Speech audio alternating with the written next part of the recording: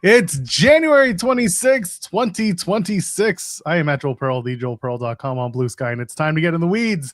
A messy Monday. That's probably the best way I could put it. It's messy. Toronto got hit hard yesterday. It was a don't go outside day yesterday, but we made it, and school's canceled. So it's one of those days. Jeremy Lambert is here. I think the cat's scratching at the door. I'm having a staring contest with the cat. Oh yeah, that cat's Yeah. gonna stare your ass down. He's gonna win. Well, it's a she. Oh, sorry, you're right. I forgot. She's gonna win. Nah, she turned away because she wants out, so she loses. Coward.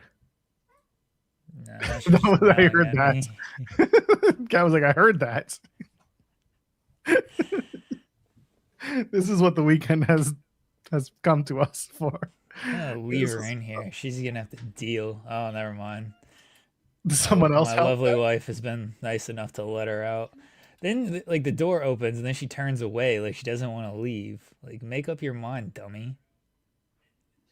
Do I give up the one I like, or do I go where I wanted to go? All right, hello. Welcome back. Allegedly. Trying to think why the cat really likes you most, because you give it that time. Oh, the cat. Yeah, the cat likes me more than maybe anybody in this house. Honestly, I'm not even like a cat person. Yeah, I'm not a cat person at all. I've always been around dogs my entire life. Like we never had a cat growing up. And then I met my lovely wife, and they had a cat, and cat took to me very quickly. Cat's always with me. I don't know if people saw the picture this weekend. Cat was like laying on my arm this weekend. Like I lay in bed and I have my computer and I try to get some work done from bed because I'm like sitting at my desk all day. And anytime I'm like in bed trying to work, she just lays on my arm. She's like, "Nah, you ain't doing that. Like if you're gonna be here, you're gonna chill out with me. You ain't working from this spot." So I appreciate that she tries to stop me from working. It doesn't work, but she tries. But that's my buddy right there. She's a little dummy, but she's a sweet dummy. I was gonna say that cat does better interventions than we do, but clearly not because it doesn't work. No. Nothing really works to stop me from working. There's about one thing that works, and only one person can do it. So Relax. I mean, it was better than the thing I was thinking originally was like, yeah, a full blown mental breakdown, which is what we don't want. But the other thing that doesn't work either, though. That doesn't work either. Pour yourself even further into it. Full blown mental breakdown doesn't work either. So. For some people, that's just going to make you do more work. Yeah. I get it. Anyway, we're here. It's the beginning of the week. It's Monday. I mentioned we were snowed in yesterday. My God, we got about same. Yeah, we How got much you get close to 60 centimeters, which I guess someone else can do the math in terms of your weird. Yeah, I know. Numbers. What is 60 centimeters? I don't. It's probably about, what was that, 2 feet? 2 feet? Okay. 2 feet. We got a lot. So at one point it was really funny. We had all the kids in the building, and there are a lot of kids in the building who are all like close-ish in age. A bunch of them were like having play dates, and we were one of them. And so at one point we look outside, and we live pretty high up, and we see like the snow is falling upward, right? It's that wind is like making it look like the snow's going upward. And then like an hour later, it's just barreling down, and it's going down. It's not going up anymore. So we got that by mid-afternoon. It was pretty crazy. They started cleaning up. We saw one accident that looked more minor than anything. Doesn't look like anyone was hurt. We saw everyone get out of the car, but it was like right outside our door as you look out the window in my office, which you've seen. Yeah. So that was probably the worst thing I saw. Was just it looked like it was a distracted driver, which is so ridiculously stupid in the best of times. But now you add 60 centimeters of snow, and like, why are you even considering being anywhere near on your phone when the weather is that shite? Anyway, there was an accident. It was a pretty noticeable fender bender. But other than that, like, it seems like people were smart enough to stay inside. I didn't see many people outside unless they were like outside on the front yard in our place, in our building, and even then I would go downstairs with my kid and he would yell, "What are you doing? You should be inside." I'm like, smart kid. So yeah, we did it. But then by 6 o'clock, the schools had already announced like we're closed tomorrow because our stupid daycare center decided recently, very recently, that they're going to do what the school board says. They were like, well, the school board said they're closed, so we're closed too. And I was like, you assholes. So here we are, one more day at home with the kiddo. Yeah, they announced early that schools were closing for us. I don't remember when, but it was by like 2 o'clock or so. It was fairly early. I don't know how much exactly we got. We didn't take like a tape measure or anything. They say we got like 14 inches. I don't know if that's the truth or anything. I did go out in it yesterday. The snowplow knocked over our mailbox, so I had to go out in it and like fix our. Fortunately, like it's an easy fix. Like it's one of those that just slides on, like it's a plastic one. So it just like the stand was still up, but the actual box was knocked off. But fortunately, again, it just like slides onto the stand, so it's pretty easy to fix. But I just had to go out there and actually do it. So I did step in it. It went up like a little past my ankles and everything. So it was a fair amount, and it was cold. Like it's a nice just kind of powder though. Fortunately, we didn't lose power or anything. I don't know how bad the roads are. I'm not going out on those anytime soon.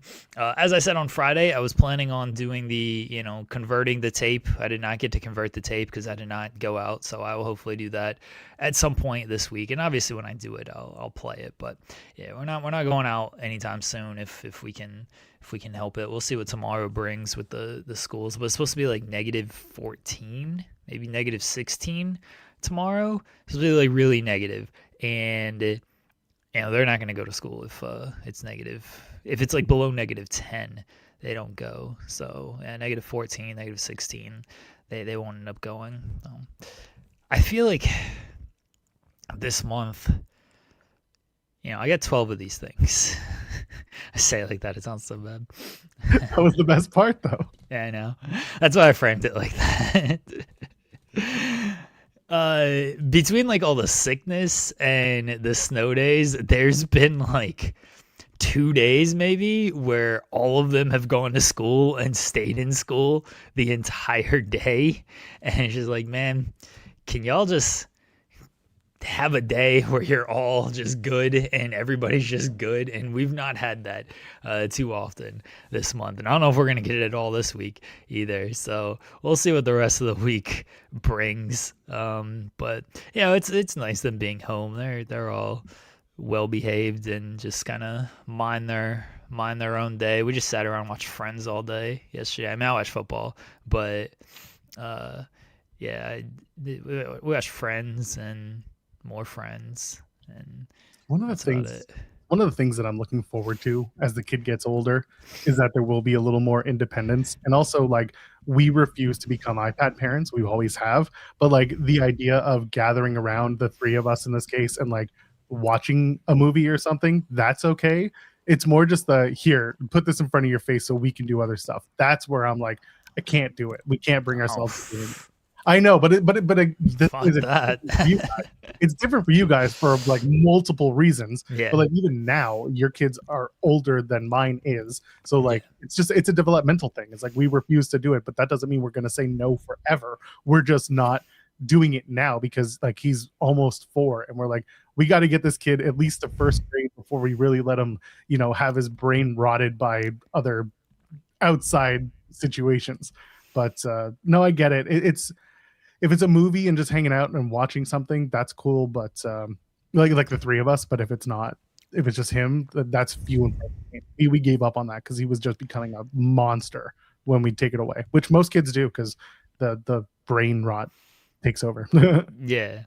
No, I get what you're saying. Yeah, ours are. I mean, and there's 12 of them, but they're all a little bit older, and so. Yeah, we just keep like just do something. Just stop bugging us for 5 minutes, please. We don't really care what you do. We did play some games yesterday. One of them has an interesting Uno strategy. So I'm over here. I'm trying to plank yesterday, and the tiny one planks with me. Bless her. She planks with. I actually found, or my wife found it.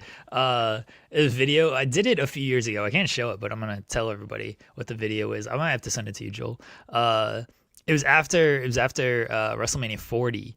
And Roman hits the crossroads and Cody kicks out. It's like, that move sucks. It doesn't beat. I recreated that with the tiny one, and I forgot I did this. And so my wife found it, and she's like, what is this? And so we watched it. I was like, oh, that's hilarious. I'm pretty sure I sent it to Jensen afterwards. But yeah, so the tiny one and I do a lot of planking, and so yesterday I'm like, hey, do you want to do the plank? I was trying to do it at halftime during the football game, so I didn't miss any of the football game. And she's like, oh yeah, we're finishing up this Uno game. And then like 20 minutes later, I go in there. I was like, wait, what is up with this Uno game? Like, what are you doing? And they're still going.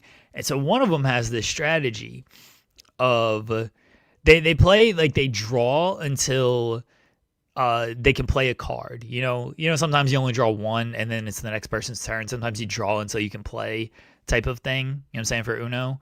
So theirs is you draw until you play. I don't think this is legal, but this is what she was doing. She was drawing until she got like a draw 2 or a draw 4, because the tiny one had Uno.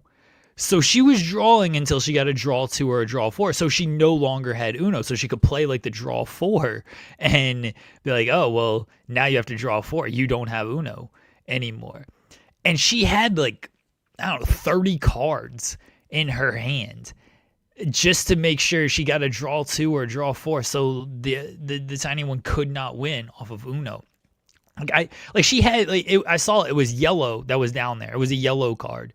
And she had like 3, 4, 5, 6, 7 yellow cards in her hand, but that didn't matter. She just kept drawing until she had one that was gonna give her opponent like more cards in her hand. And it's like, I don't think this is legal, but I respect the strategy. I swear they had like an hour and a half long Uno game last night. I was like, you guys gotta, like, I finally had to break it up. I was like, I mean, I let them finish, but I had to break it up to like do this plan, because I'm like, I don't want to miss the football game. I'm sorry, your marathon Uno game is not more important than me watching the football game. So I need to get this plank done so I can keep watching the football game. You know what, though? I respect that they found a way to kill that much time without it using you guys. Yeah, no, like they were going. They were playing for a while. I was like, hey, they're good. They just hang out, and they can always find something to do. The tiny ones especially got like a ton of creativity. It should turn like a laundry basket into like a camping tent. Just come out and just like, it's like, oh, a campfire, like our camping ground. I was like, what are you doing with this? She just puts like a blanket over the laundry basket and like sets it up and like gets inside of it and puts like I'm not using shoot names here, but puts like Tiny One's campground and has all like toys and everything on it. I'm just like kicking her from outside of it. Dude, that's awesome though, because listen, that's the star of the show right there. She's gonna make you all the money. Oh, she's a star. She's gonna be a star. Yeah, I'm always like, just remember who was doing these things when you were younger. Me and your mom. He had to take care of us when you're making millions on the movies and everything. So she's so creative, so creative. Chat's so careful as well. Yeah, chat's mentioning wait until they discover Risk. That will either bring them together or tear them all apart for hours at a time. Yeah, I don't know. Like, they're still into some board games. They made them like card games though. Like they like the Uno. We used to play. I forget the name of it, but we used to play it all the time. It was like you had to put like the numbers down. Like it's gonna annoy me. My wife's gonna text me here in a second and remember what it is, since my brain doesn't work.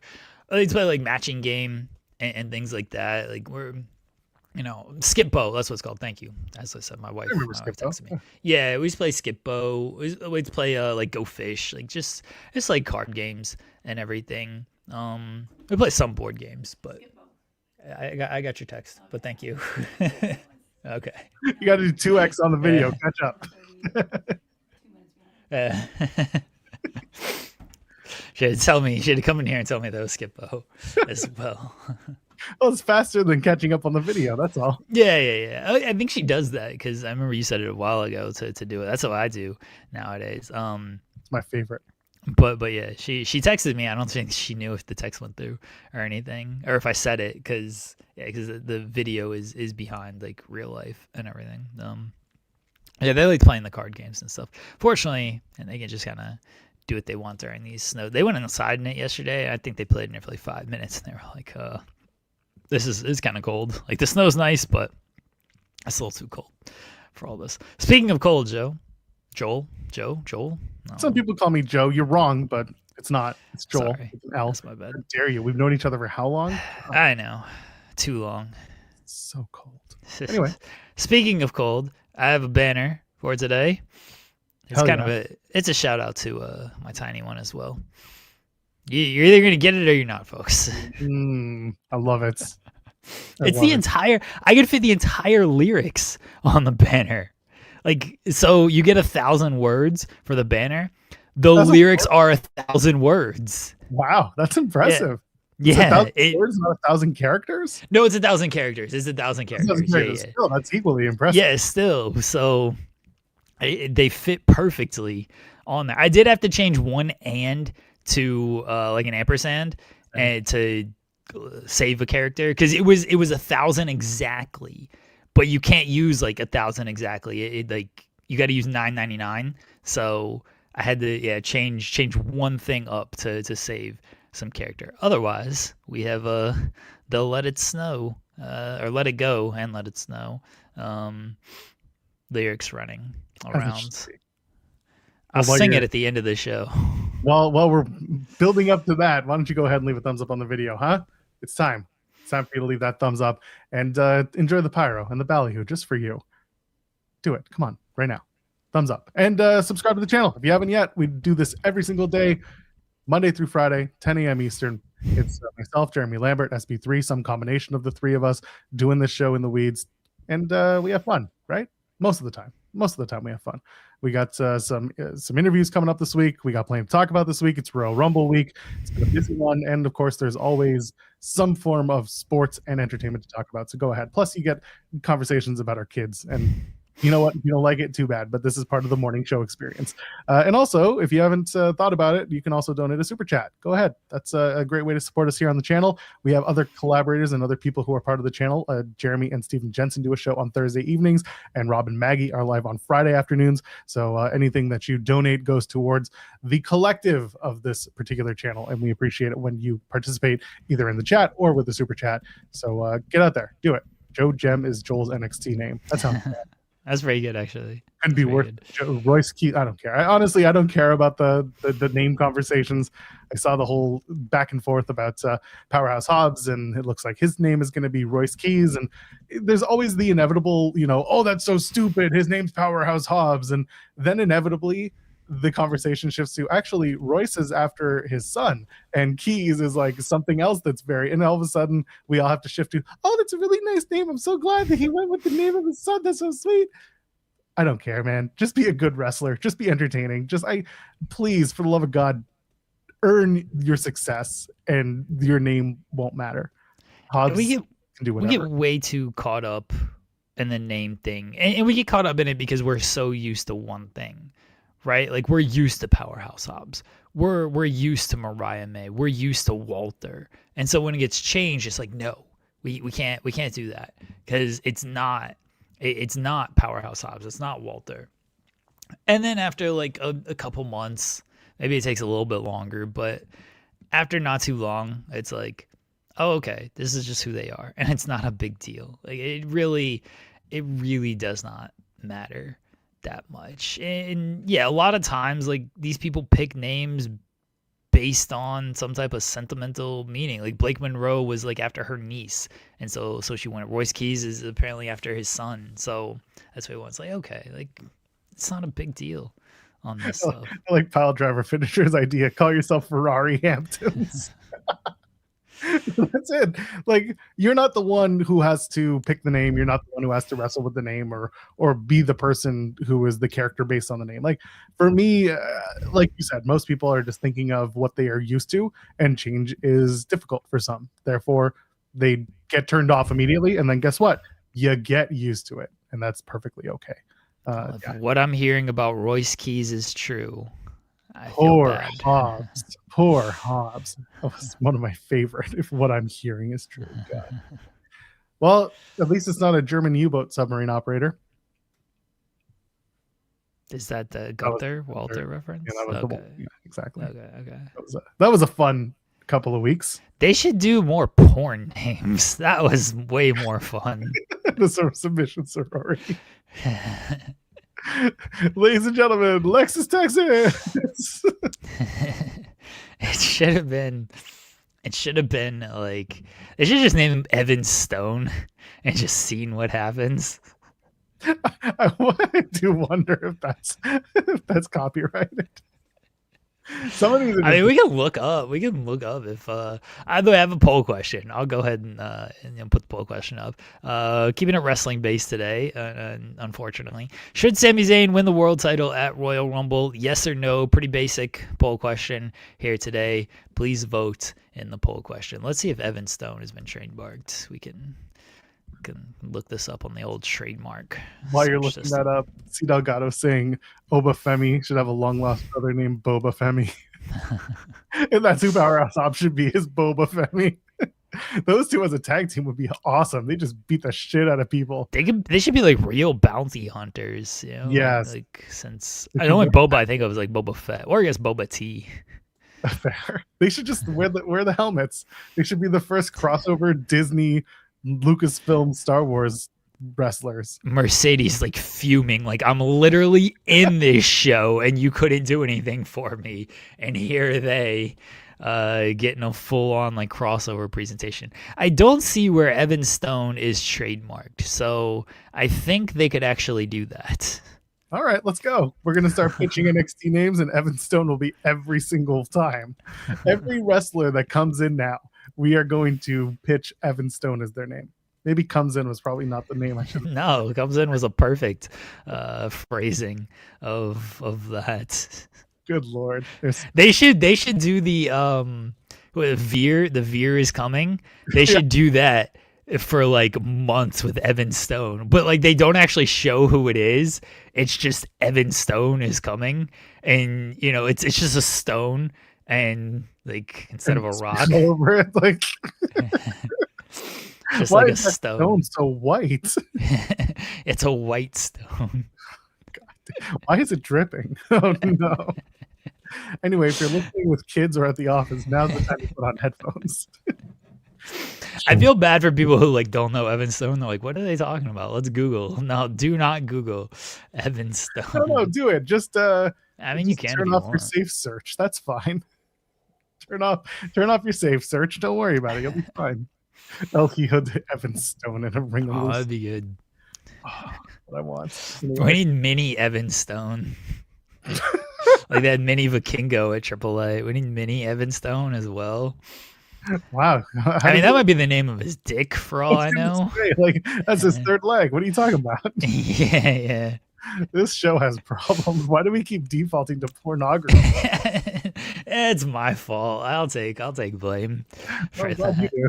I'm glad it's you. Well, it's partially WWE's fault because they're naming people Hayes Jameson, and so God bless. What's Hayes Jameson up to other than that one match she had, right? Did she get released? No. Did she? I mean, I hope not, but I don't know what she's actually done. Let's take a look. She does have a cage match. Okay. September 26, 2025, PJ Vasa defeats Hayes Jameson in 2 minutes. Okay. It's the last time I've seen of her. Let's see. Is her nope, account doesn't exist, profile isn't available. Maybe she did get released. Yeah, Zeno Hour said she was released. So Haley I don't know if you Montoya, don't trust Zeno Hour. But... No, I think she's just back. FKA Hayes Jameson. Unless she changed her name. You can't change Hayes Jameson. That's too good of a name to change that up. Yeah, no, it looks like it looks like she's done because she ain't posting nothing about wrestling. They should just give the name to somebody else. They should. It should be the name. It's not like she debuted and like used it or anything. Just give it to somebody else and move forward from there. I wish they would do that more. with people. I know they did that with Diesel and Razor Ramon, and people got mad, but I don't really care because I thought it was funny, and I think it'd still be funny if like more companies just like they have the trademark, just bring someone in and give it like make some people get really mad at this. Like imagine if they just made like one of these like NIL athletes and they called them Sasha Banks. Like imagine how many people would get pissed off. I think it'd just be hilarious. I'm here for the chaos. That's all I care about. It's just a rebranding of IP. It's fine. Kane, Yeah. Undertaker, Razor Ramon, Diesel. Come on, anyone can play the role. You just have to find a new body to fit the role. That's fine. See that shit's funny to me if they just did that. If they just gave one of these NIL people, one of these like gymnasts, or forget even that, just give it to one of the social media influencers. Give it like completely somebody who is like doesn't even like wrestling or didn't know wrestling was a thing. And they give like the social media influence. Give it to the Cavender twins. Remember them? Remember when they were supposed to be like a thing? Yeah, everyone was so excited for them, and then they were like, "No, we're going back to play volleyball another year." They play basketball. Play basketball? Sure. Yeah. I keep thinking about Izzy Dame because that's what we do on the show. It is what it is. She played. Give it to both of the Cavender twins. Like they're both just Sasha Banks, and it's like Michelle Tanner from Full House. It's like two twins playing. It's the twins playing one same character, and you just don't know which one's which. And then you got to introduce the other one, and the other one just becomes Banks Sasha, and it's very confusing, but it works. They have like one or two episodes where like they use both of them, because there was that one episode where like both of the twins were used. It was like I think it was when like Jesse's family visited and from Greece, and it was Greek Michelle essentially, and so they have the one episode where it's like Greek Sasha Banks is there, and it's the other Cavender twin. So that's what they should do. Just give the Cavender twins the name Sasha Banks just for the fuck of it, just to piss a bunch of people off. It'd be funny. I hope they're watching this or have been directed to this video and they say, yeah, that's a great idea. Also, we're never getting into wrestling because of this idea. Yeah, this is true, Louis. I didn't realize this was like the lore behind it all. So like Carson Beck was like dating one of them, and that's like why he went to Miami. And then he like cheated on her with a Bella Danger, and this is a Bella Danger's favorite show for people who don't know. Wow. And yeah, it was like a thing. I didn't realize all of this until Miami started winning a bunch of games and made it to the playoffs, and like all of this started to like come out. I was like, oh wow, there's a lot going on. I didn't realize Carson Beck had like that much swag out here. He's like 24 years old and still in college, everything, but good on Carson Beck. He looks like who's the guy that's always in a bunch of Sandler films? Steve Buscemi. That's like Steve Buscemi. Yeah. Hello, fellow kids. That's basically who he is. He's like 6 years in college, and he wants to like go back. He hasn't gone to classes in 2 years because he's like already graduated, but he's still playing football. It's like, what are you doing? Just go to the NFL or something. Why go to the NFL when college will treat you so much better in this case? That's what you want. By the way, I see Sil Delgado saying he's going to No Surrender, the TNA show in February. That's unfortunate. And sitting behind commentary, asking, should I bring a sign? The answer is yes. However, the answer is also be prepared. They will kick you out. Because if they won't kick him out, they'll just take a sign, right? Mr. Jacob Cohen. Oh, true. But he was like spoiling stuff. I'm not gonna pretend like Jacob. Shit. Oh, I know. I'm not pretending like Jacob did anything wrong, because that's not true at all. But like their reasoning was because he was like spoiling stuff. Like if you just bring a sign, like they'll just take it from you, right? Like they're not gonna. Well, they know who we are, so they might be a little more upset than that, which makes it even better. You should do it. No, yeah, if you do it then and get kicked out for it, then we can cause like an uproar over it. So yeah, that's even more reason to like do it, because if they kick you out, like you're not gonna miss anything if you get kicked out of that show. Let's be honest. Just make sure the referee Daniel Spencer sees it. He's the senior referee there. He's great. I rip on him on the post shows all the time because his distractions are always the worst ones they've ever written. And every time I bring them up, I get like hey man, be cool. I'm like, no, do better. So that's the one you should do. Yell at Macklin if he's there. If he's not fired on Thursday. Yell at Macklin. that just be like, in the weeds, Macklin in the weeds. I just really think that it's going to be Trey Miguel getting fired. I think it's Eric Young still. So I see that, and then this is how they start the whole cleanse thing that they've been teasing for months. They don't care to do that. They're not doing this cleanse thing. They're just dropping that. I think thing. they are, but we'll see. Macklin probably gets the X Division one, and then Trey gets the international title, and he gets fired. EY gets fired, right? Why does Trey get the X Division title and Macklin gets because that's like 2 on the nose that Macklin just gets. I think they're going to take a break with Macklin and the international title, Jeremy. Okay. I think they're going to take a break from that. Okay. Matthew Hook saying, "Do you really, Joel? Trey just got back." That's the bit. That's the bit. Is they've been leaning into it so hard, like Trey included, that they would do this. But this is the caveat. It has to come with a caveat that he's going to then show up on Dynamite or Collision, wherever the Rascals are facing Crew. Is that next week's Collision? Sure, yeah. I know they set up the match is going to happen and they picked who's going to be like in the match, but like he needs to be the surprise, like, I'm back. That's the thing. It has to be feel good. I don't want it to be he gets fired after coming back and then you never see him again. No, the caveat is things got sorted out and he's going back to AEW where he was supposed to go in the first place. And if that's the case, then I give all sides credit because they had fun with it. Nobody got hurt, and it was just a silly, like, Trey got a payday. TNA played along. AEW cleared up whatever issues they had with WBD. Like, it's the most happy thing you can think of in this case, which is so silly because it comes with Trey getting fired from TNA after getting rehired. But the story just makes sense to at least give a happy ending, which is what I would hope for. Yeah. Oh, hold on. I'm going to address this from Cinematics. Adrenaline Drip is Jack Cartwheel and Cappuccino Jones nickname. Got to watch Evolve, brother. Although I do think that'd be a very funny name for Evil, but they are using the Adrenaline Drip nickname. Adrenaline in my drip. Cody Rhodes must now start to strip. Start to strip? What? Well, I mean, listen, if Andrade... Where are you going with this? Listen, Andrade's out here taking off all of his clothes on TV. Cody's not to be outdone. He's got to start just going down to his skivvies in his suit. Man, that was annoying that they did like a no DQ, or they did a DQ in that opening match. Like, we knew they were going to do a DQ finish. We literally said it. It was a no contest. It was a no start.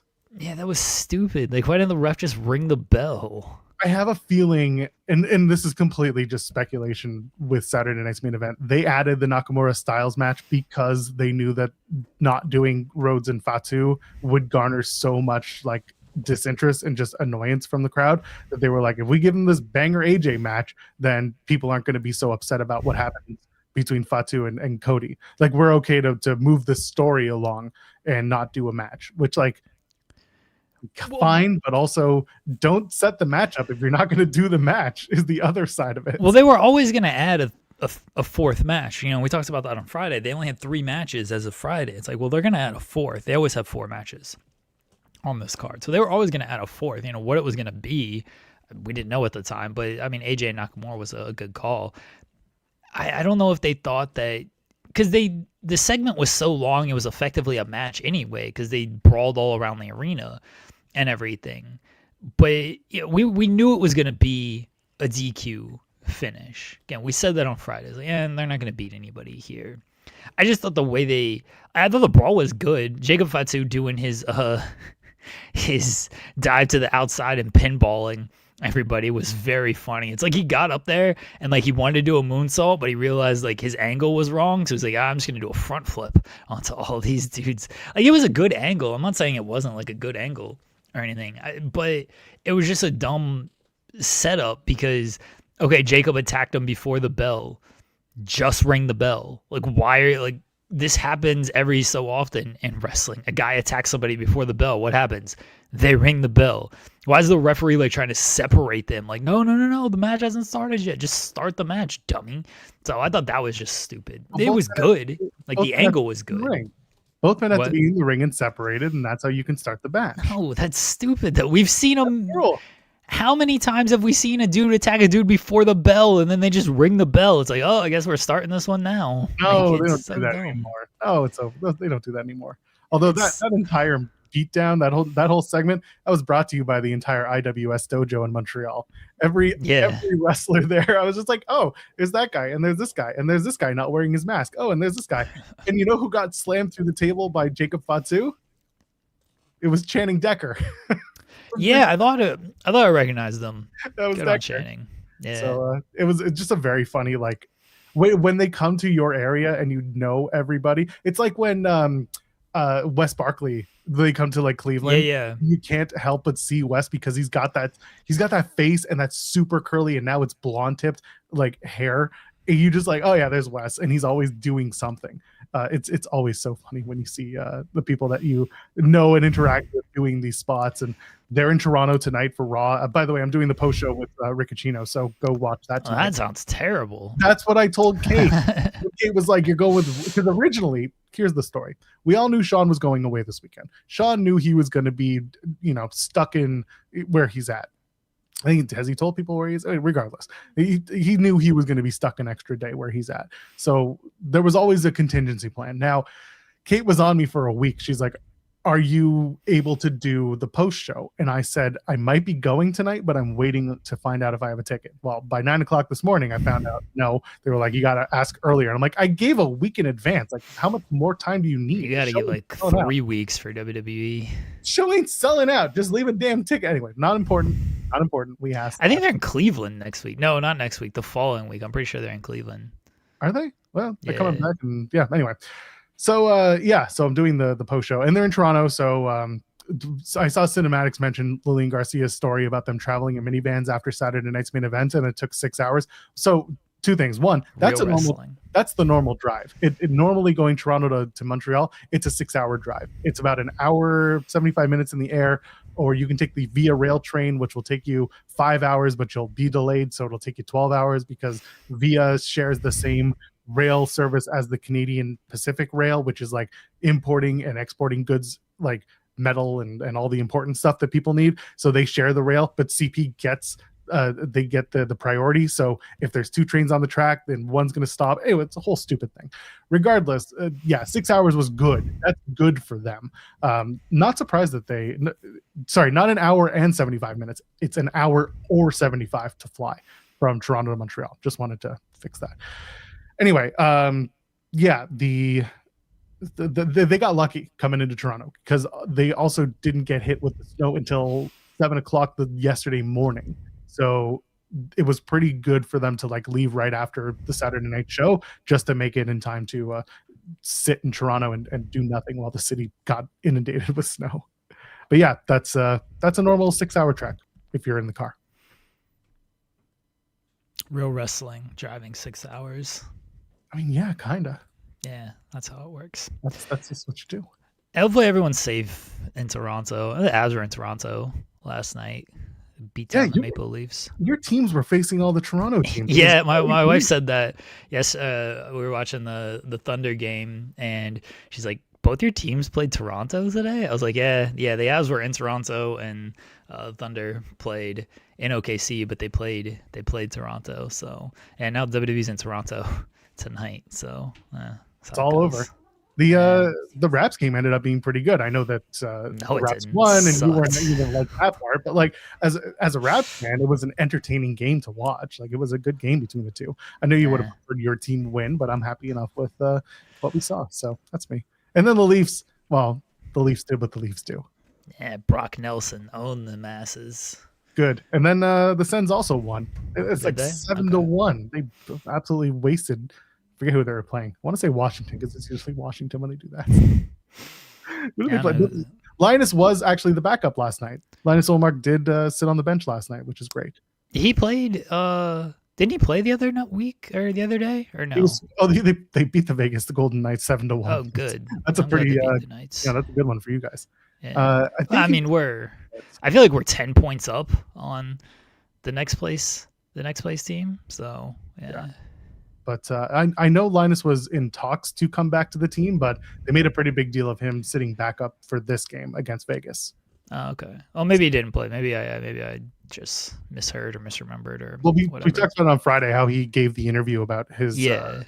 his stepping back and his mental health and all that stuff, and it looked like it was leading to him coming back. But that's what they did yesterday, which is good. Good to see him back. And yeah, Toronto sports teams went 50-50 with your teams.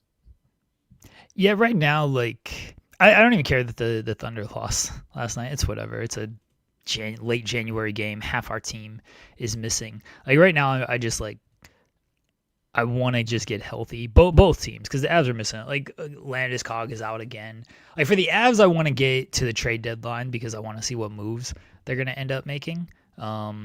And for the Thunder, like I just want the team to like get healthy because they're gonna be lame and not make any moves. They're gonna be like, well, when we're healthy, we're really good, which is truth, but they're never healthy this year. So it's like, can we just get healthy at some point this season?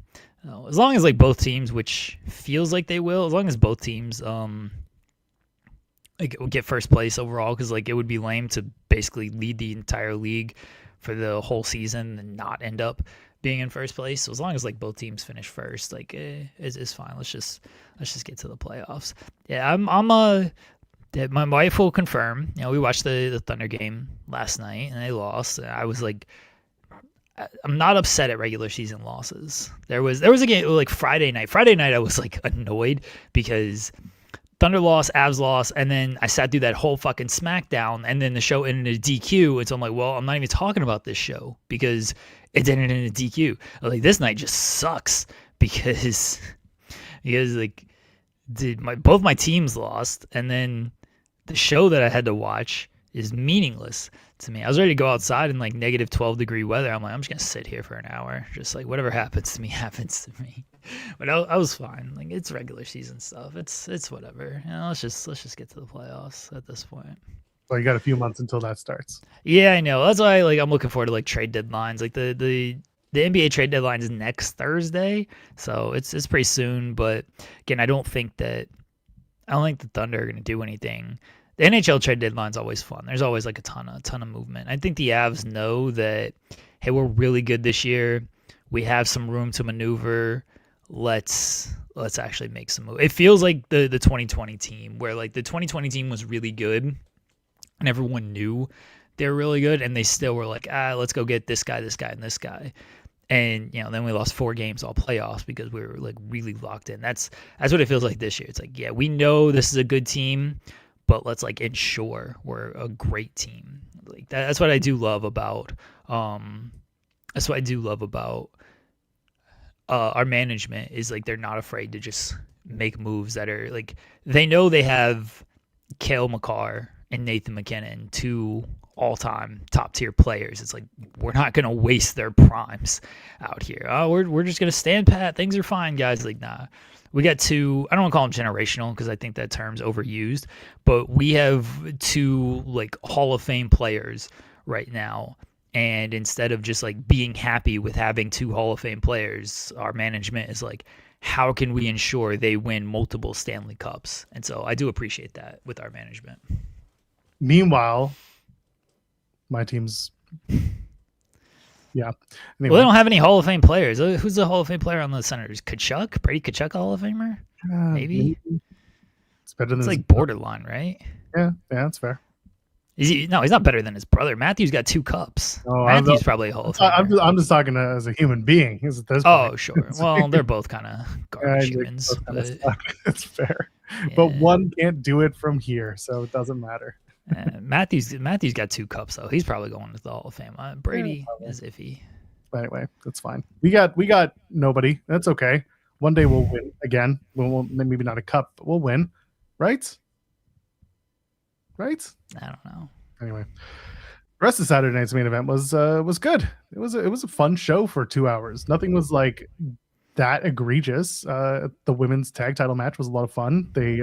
They found a really good way to do the ref bump, which is different. Yeah, I did like that. Yeah, where they had Raquel Rodriguez trip up Rhea on top of the referee as the referee was doing the count. I thought that was good, and that led to Stephanie Vaquer coming out and taking out Raquel, and it looks like Vaquer is okay because her walking boot is off. Either that, or she said, "Tape it up, brother. It's Mania season. I'll work through the pain." I don't know, but it's good news that she's out there working. But Rhea and Rhea and Rio Io, I can't do it together. I'm sorry. Rhea and Io retained their tag titles. It's just Rio. It's just like Riho from the AEW. Yeah, but they're 98 pounder. That's the thing. 99 after the pandemic. Remember? Oh, sorry. Yes, because I was gonna say 99 pounds is like that. It's more than both of those women. Anyway, no, it's not. It's less. The match. What? I don't know, man. I'm done. Good night. We had a great show. It was a run of great shows, and we're done. That was good. I thought it was a really good match, really fun match, and the chemistry between the four women is clear. I'm still waiting to see who breaks out at the Royal Rumble because I don't think it's going to be any of those four. Well, it could be one of them actually, but yeah. I mean, Liv's the favorite. I wouldn't be shocked if Liv wins. You know, they're clearly high on Liv. They've always been high on Liv, and for good reason. So I wouldn't be shocked if Liv wins, honestly. And they're always high on Rhea as well. You can always insert Rhea into that slot. What I don't think is going to happen is I don't know if Vaquer and Jade make it to Mania as the champions. That's where I'm at. Is I don't know if Liv and Vaquer is a top main event match. I don't know Jade and anybody right now is a top main event match. And it's not an offense to Jade as far as like star power and stuff, but as far as like in ring, like she can't go for like a 15-minute type match. You could do Jade and Bianca, which a lot of people would like to see, but I agree with you that it's not necessarily a main match. Okay, if you have Bianca back, yes. No. Bianca makes it a main event match because Jade, again, star power alone, I get that. And then you have story with Bianca and Jade, a long story with Bianca and Jade that unfortunately they haven't been able to follow up on because Bianca's been out for nearly a year now. No, if you have Bianca back, yes. Bianca and Jade, main event match. Jade and anybody else, like you have Charlotte because Charlotte, but like anybody else, I don't know. Certainly not on the SmackDown side. God, they're scrapping for like, here's Jordan Grace, who we had to call up here just to have someone for Jade to face. So I don't see anybody on the SmackDown side that they could do it. And granted, it's the Rumble winner. They could call out Jade. I don't know if they trust Jade in that spot to put her in a main event type WrestleMania match for the championship, unless it is Bianca. And Vaquer, like, they obviously like Vaquer. Vaquer doesn't feel like one of the 5 most over women on the roster, though. As good as she is, and she is fantastic, she doesn't feel like she's not a bigger star than Io, Rhea, or Liv. So that's 3 right there. She's not a bigger star than Becky. I don't think they view her as a bigger star as somebody like Charlotte or Alexa.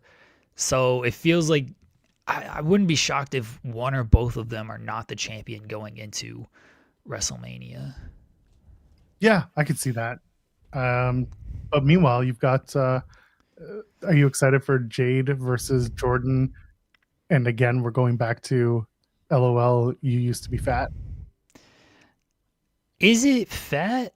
I mean, online, the two of them are playing about like the way that Jordan was dressed, because you had Jade doing the whole like, oh, you had to bring out the big guns, making reference to Jordan's attire on Friday. I saw she said like get another shot. I thought it was like a steroid reference. But there was that, but they're also making reference to the guns. Her That's breast. her boobs. Yes, Yeah. exactly. So listen, man, trying to be respectful, like trying to do this the best that I can. I mean, I understand that, but They're one step from doing it, man. They're one step from doing these two, and Jade being like, "LOL, you used to be fat," and everyone being like, "We're doing this again. Come on, man, we don't need to do this." Anyway, speaking of which, we need to do this. We introduced the one and only Cam Hawkins. Hi, Hello, Cam. hi, Cam. Oh, Cam, your mic's not on or not working. Good. I can read lips. I can read good there. I feel like there's something. Okay. All right. Yeah, fix that thing. Yeah, Cam's That's got to probably figure it because out. the Bluetooth thing is on again. Guaranteed, his Bluetooth headphones across the room are on. Daniel Cormier fucked with his audio is what happened. This is what we get. You can hear us clearly, but Oh yeah. we cannot hear anything that Cam is saying. In some ways, that may make this conversation more fun. I don't know about that. Like, Well, we Cam's just far more insightful than us. We're just two dudes talking about nothing. No, still can't hear you. No. Oh. No. Ryan Lambert saying Jade versus Balor finally going to happen. God, I hope. I hope so. What just happened to your camera? Yeah, he went like a closing credits scene. Seriously? there. Oh, all right. How are we now? It's like his camera's like trying to blink. No. Oh, okay. Yes. We had a There you yeah. go. Okay. All right. How you doing, Cam? Yeah, I picked the worst spots. Let's talk about Jordan and Jade's bodies. Why don't? Yeah. Yes, Yeah. please lead the audience through. Oh, absolutely. I don't even know what we were talking about, but it was me and Jordan were having a body conversation like 3 or 4 days ago. Leave me out of it. I'm good. Hey guys, how's it going? Good, man. How are How you, Cam? How was your weekend? How was Oh my God. I how was the just got fights? home. I just got home at like 11 o'clock last night. Go to I was at bed. the airport since 11 a.m. yesterday. Why? It froze over here. Yeah. Yeah, So I we guess had that like happened. winter storm really hit Texas pretty hard. Everything's closed. Schools are closed. Businesses are closed. We are all at the crib. So I was supposed to leave I think my flight was supposed to leave at 1 o'clock and get back here at 5 o'clock with a 2-hour time difference. It's a 2-hour flight from Austin to Vegas. But flight got canceled. But even before I could go rebook, they had already rebooked me. That flight took off at like 5 o'clock here, or 5 o'clock in Vegas. So I got home around 10 o'clock, like by the time I got out of the airport and everything. Called the Uber XL, was driving down the highway about 40 and finally got home. And it was so bad when I got home. God bless the Uber driver, man. I gave him a nice tip. The street was frozen when I got out the car. So like I had to like waddle with my bags like to the stairs and then get up there. But he waited until I got inside. He was really cool. But it's different out here when it snows, when there's ice on the roads. You know, there's nobody on the road. So yeah, salute to him, man. And yes, Jonathan Gresham can fight. You don't want that. Yeah, Jonathan Gresham can Yeah, that man can legitimately beat fight. ass. It's Yeah, he'll put you in a pretzel. But out that's there. more embarrassing though. Like not to get beat up by somebody's husband, but like to get twisted up. Yeah. But the thing is, he's a great wrestler, but he can't win at Bloodsport. So like maybe there is an argument there for whether or not he can fight. I don't know. Hey, gets a hold of you. It's a wrap. Yeah, it's over. That's fair. That's fair. Yeah. No, I'm used to the snow. The people who run my state are not used to the snow. Yeah. They just Nobody's go to used to California. the damn snow. Ain't no used to snow. They just go to Yeah. California. It's fine.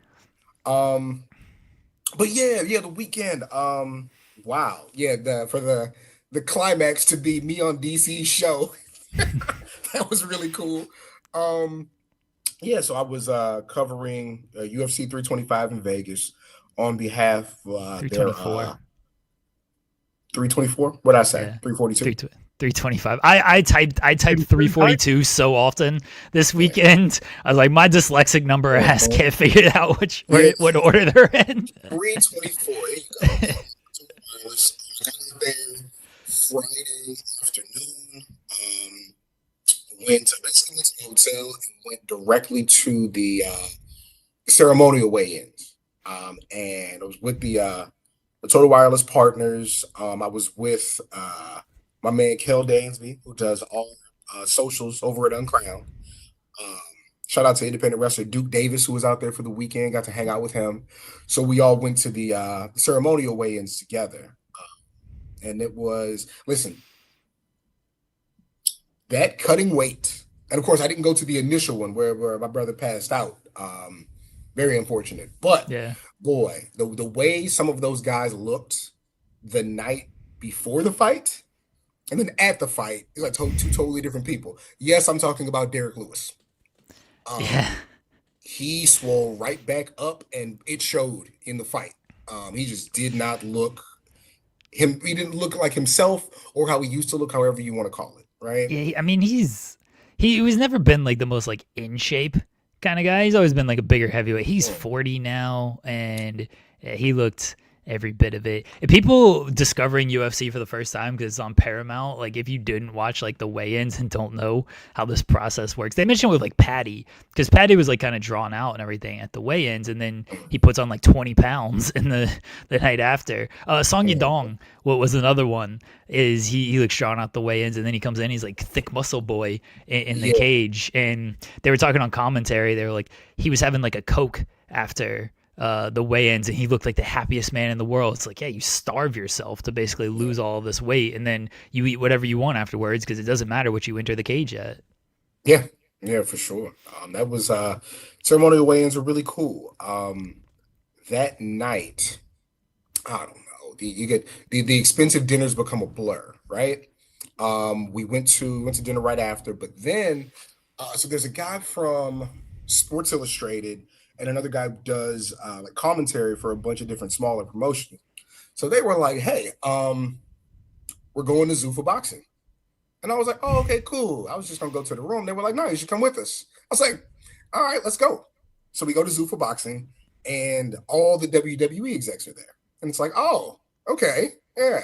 So like Nick Khan's hanging with Dana White, and my best friend Chris LeGentle's there. Talked to him for a while. Relax. I was like, I hope somebody's taking a picture. And then like I text Greg Domino because I'm like, yo, I forget what I said. And he was like, wait, you're at the fight? He's like, yeah. He was like, oh, I'm right over here. So he's there with Dip, who is Ricky's agent.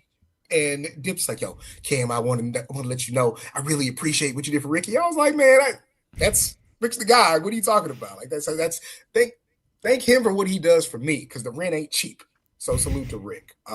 Rick wasn't out there. Who knows where he was? But yeah, they're there. And then me and Greg talked for a while about some stuff we got coming up. And then the icing on the cake, Andreas is there. And so I got to sit next to him for a while. I haven't seen him since WrestleMania in Vegas. We talked about ESPN's coverage of WWE. Always a very illuminating conversation. We talked about, there was actual boxing happening. And I don't really know what to make of it just yet. The Apex is a really interesting setup. I don't know if the marketing and promotion, I think, is going to have to be a little different, because it was just guys.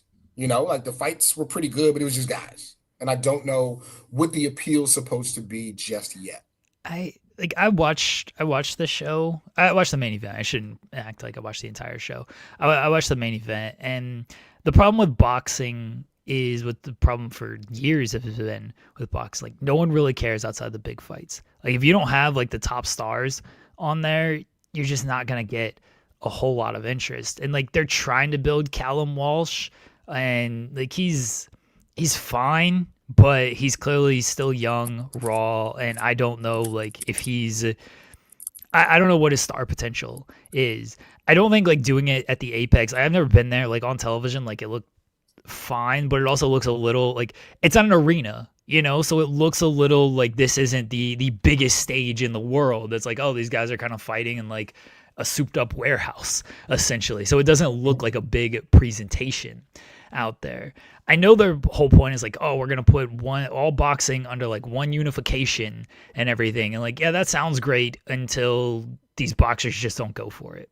And and if the pay isn't good, because we've had the UFC pay debate for years, and they finally just now raised the bonuses and added finishing bonuses and stuff, like, but the still base pay in UFC isn't good. If the pay's not good, then like it's not gonna matter too much. Like, I get they're just trying to make boxing effectively the UFC. Like, hey, all the best fighters are here under this, but there's a whole lot of work to be done when it comes to that.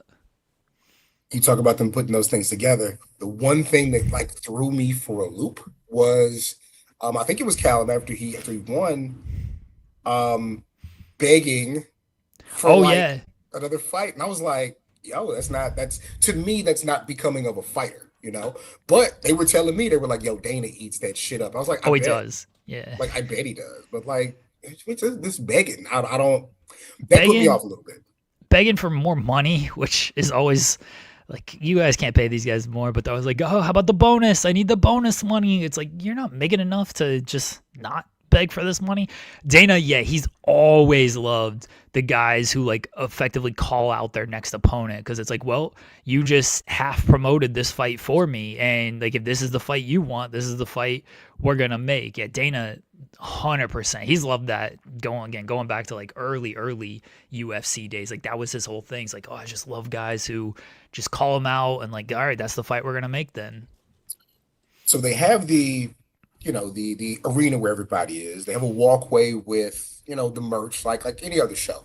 But then they have a separate room where it's like the VIP party, where they have take pictures with the big backdrop, and like Chuck Liddell's in there and Usman's in there. Everybody's just hanging out, and it's just free drinks all night. Hung out there for a while. That was very fun. They kept that open really late. Then we called it a night. Saturday is, well, what's really interesting, there's always multiple things happening in Vegas because it's Vegas, right? But this particular weekend, you have UFC 324, you have a Zayn concert, and you have the Eagles, like at Sphere. So it was the craziest mix of young girls and old ladies and hypermasculine men. It was something. All in there with like NFL championship weekend, So it was a lot going on. On Saturday, the fights start at like 1:00.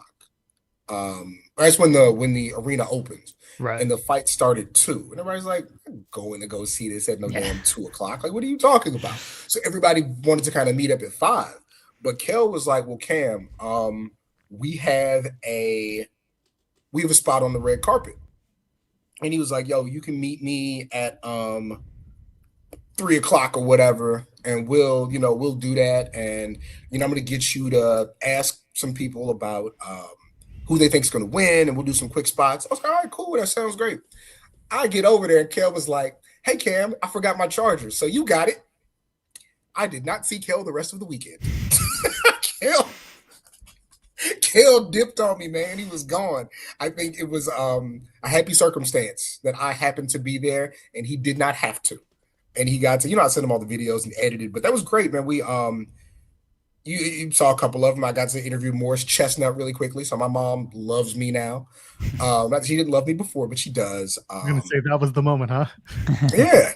Lola Vice's little sister Natalie, that was so cool because she knew the guys next to me. And so as they're talking, I pull out like my video interview with her sister. And I was like, yeah, I met your sister a couple years ago. And I interviewed her for this. So it was cool when she got to, somebody who was already familiar with her family and what she does. So we had a real cool convo about that. Talked to Chuck Liddell for a couple of minutes about, being old guys. That was great. What's the kid, the Aljamain kid from New York? Really, what's his last name? Is it Sterling? Aljamain Sterling? Aljamain Sterling. Yeah. Sterling. Is it Sterling Aljamain? I thought it was the other way around. But one of the two. Great kid. Really, really nice. Had like a long couple minutes conversation with him about what he thinks happening in the fight. He's anxious to get back in there again. I was like, yo, it's 60 degrees while you got Tim's on. He was like, New York, baby, New York. It's like, oh, okay. But he was really nice. I don't watch the amazing, Aljamain Sterling. The I've never watched Amazing Race. I'm familiar with Amazing Race.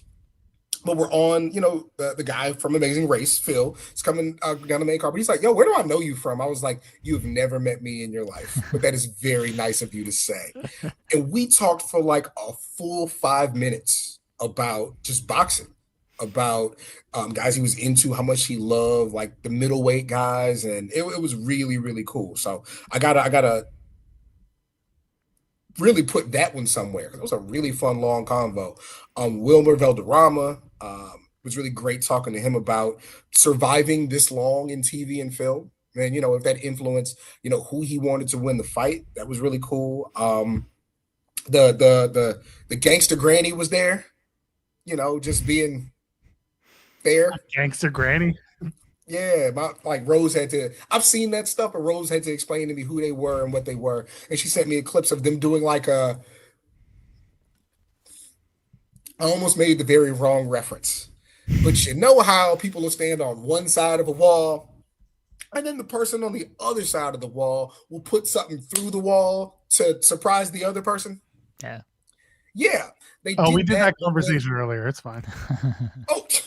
They did that, but with it was a UFC vet with a boxing glove, and so it was like paper over a bunch of windows, and he'd punch through, and they try to dodge it. Of course, it culminates with the guy getting hit in the nuts, because how else would it go, right? But yeah, they were there. It was a really cool turnout on the red carpet. So we get inside. I thought, listen, the fights top to bottom were really good. Outside of, the heavyweight fight, good is relative, but you like to see fights that end, so, it was a shame Amanda Nunes couldn't fight. She was there with her family. I thought the card was really good. Listen, I don't think Sean won. I don't think Sugar Sean won that fight. Yeah, that was a tough one. So I watched, For those that don't know, I actually started on Fightful as covering UFC, and I've covered UFC longer than I've covered wrestling. But then there just became too many cards and too many people. I was like, I just can't do this anymore. But I had now that the shows are not free, but they're part of Paramount. I was like, all right, we're gonna put this on, and the fights were good and everything. So I was definitely gonna watch this card, and it felt like the O'Malley thing. I know the scores are in before. They have to score by round, so you can't go back and score the second round based on the third round and stuff. But it felt like they gave O'Malley the second round because they were just hopeful he would win the third, and they could give him the decision, because Yadong definitely won the first round. The second round was iffy, but I gave it to Yadong, and O'Malley definitely won the third. But that was a tough one. That I was like, I thought Rose Namajunas also won as well. I thought that one was more egregious than O'Malley, honestly. That wasn't a great fight, but she definitely did more than I forgot who she faced, but I definitely thought she won that fight. Yeah, O'Malley, that was questionable, but he's obviously a big star, and they're just more happy that he won the fight, and all right, we can continue to build on his name here. A big talk of the weekend was him doing things to stand out. Color my hair, get a bunch of tattoos, and then also be good at what you do. But that was a big talking point about people liking him for going an extra mile and being creative and having a visual presentation, sometimes an audible presentation that might draw people to you.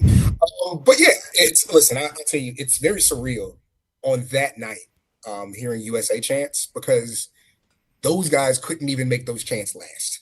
Even that crowd was uncomfortable chanting USA for too long at that show. Well, it's very funny because the crowd was definitely in favor of Patty because Chandler was getting booed. And this is how UFC crowds have always been, mind you, especially UFC Vegas crowds for those who haven't watched for a long time. But they will cheer the guy they want to cheer when they come out. And then they will cheer the guy who's winning the fight, no matter who they were cheering to start with. So, yeah, that crowd was definitely a pro Patty crowd when it started. And again, Chandler was getting booed. And then as the fight went on, like, Chandler was doing better. And so then they're like, all right, it's like, all right, how can we cheer for Chandler here? Because he's the guy that's actually winning the fight. So let's try USA chants. I was shocked that Patty made it through that fight. That's a testament to him. Oh, me too, yeah. He was getting rocked. Yeah. Yeah, that is impressive Great to fight, last there.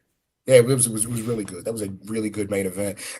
My thing with Patty was, I was like, hey, man, I know this is your thing. It's a lot of energy you're expelling on the way to the all that goddamn dancing. He's over here dancing like this and everything. I was like, man, you gotta. Yeah, he was going crazy. Yeah, that can't be good for your cardio. And then so after the fight, everybody clears out, and then we go down to the octagon, and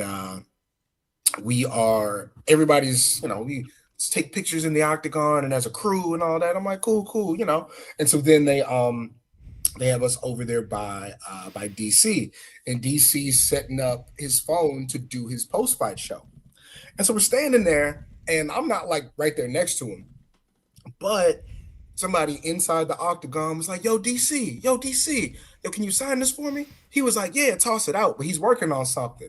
So I came over, I was like, yo, throw it up. So the guy throws the jersey over the top of the cage. I catch it, throws the pin over the top of the cage, and I'm like, I cannot not catch this pin in front of DC. Like, the man card is getting revoked. Definitely caught the pin. So I hand it over to him. So as I'm handing it to him, he's like, yo, watch this. And then he literally hits the button, and he's like, hey, I'm here with Total Wireless, blah, blah, blah, blah. And I was like, I'm not going to say anything. Just throw up a hook 'em horns. And then they were like, yo, can you? I was like, yeah, get me out the way. So, yeah, it was cool. He was really nice, though. And then we went to another expensive dinner in a restaurant that they bought out.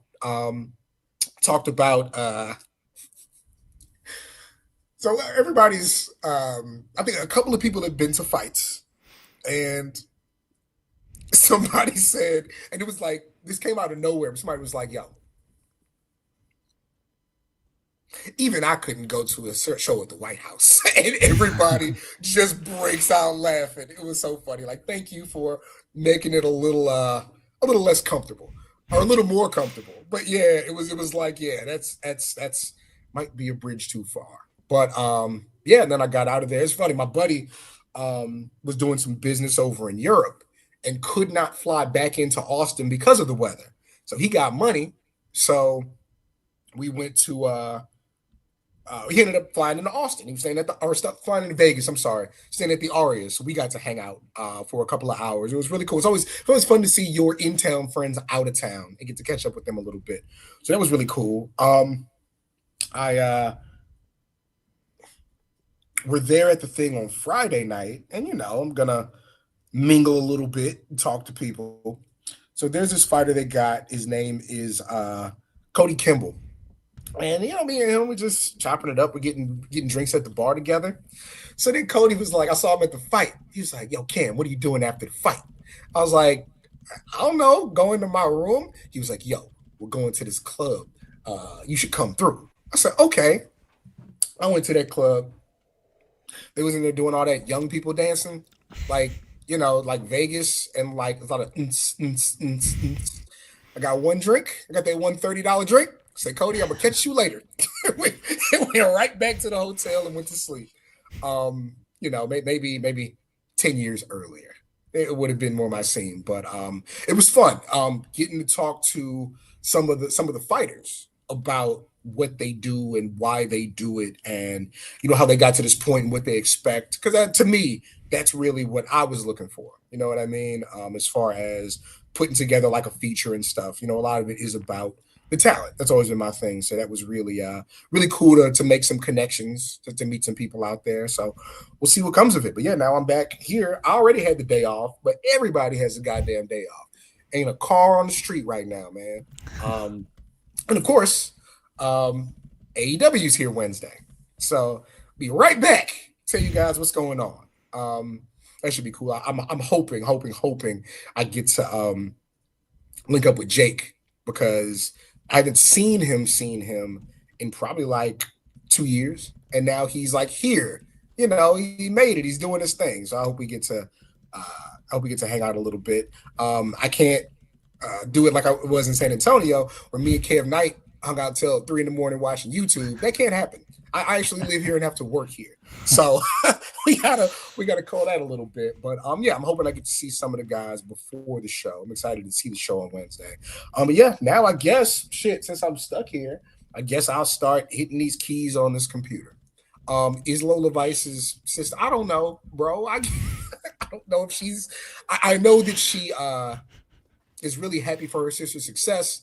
I know how rooted they are in martial arts and MMA because their dad, really pushed that, and yeah, it's gotten them far. That's what I know. All right, guys, have a great rest of your show. Stay safe, and we'll talk soon. All right, Appreciate you, Cam. Thanks, Cam. Later. Take care of yourself. Somebody clipped that thing where he said he's not going to stay up till 3 a.m. with Kevin Knight so we can play for him when he says he was up until 3 a.m. watching YouTube with Kevin Knight. It's going to happen. I don't know what Kevin Knight watches on YouTube now. We should find out. We should have him back on the show. Yeah, Kevin Knight's been on this show before. It's amazing, like when you see these people, like, oh, they've been on the show and they've been on the show. Oh, we used to be on top, Jeremy. We used to have the top. We still do. We used to have the top stars of today and tomorrow. Yeah, we had Eddie Kingston on a couple weeks ago. We're doing fine. We got what? That's all downhill. Oh yeah, 100%. We're supposed to have. Go ahead and say this. Where's Louis in the chat? I'll wait until Louis says something. Yes, I have a big announcement for Louis though.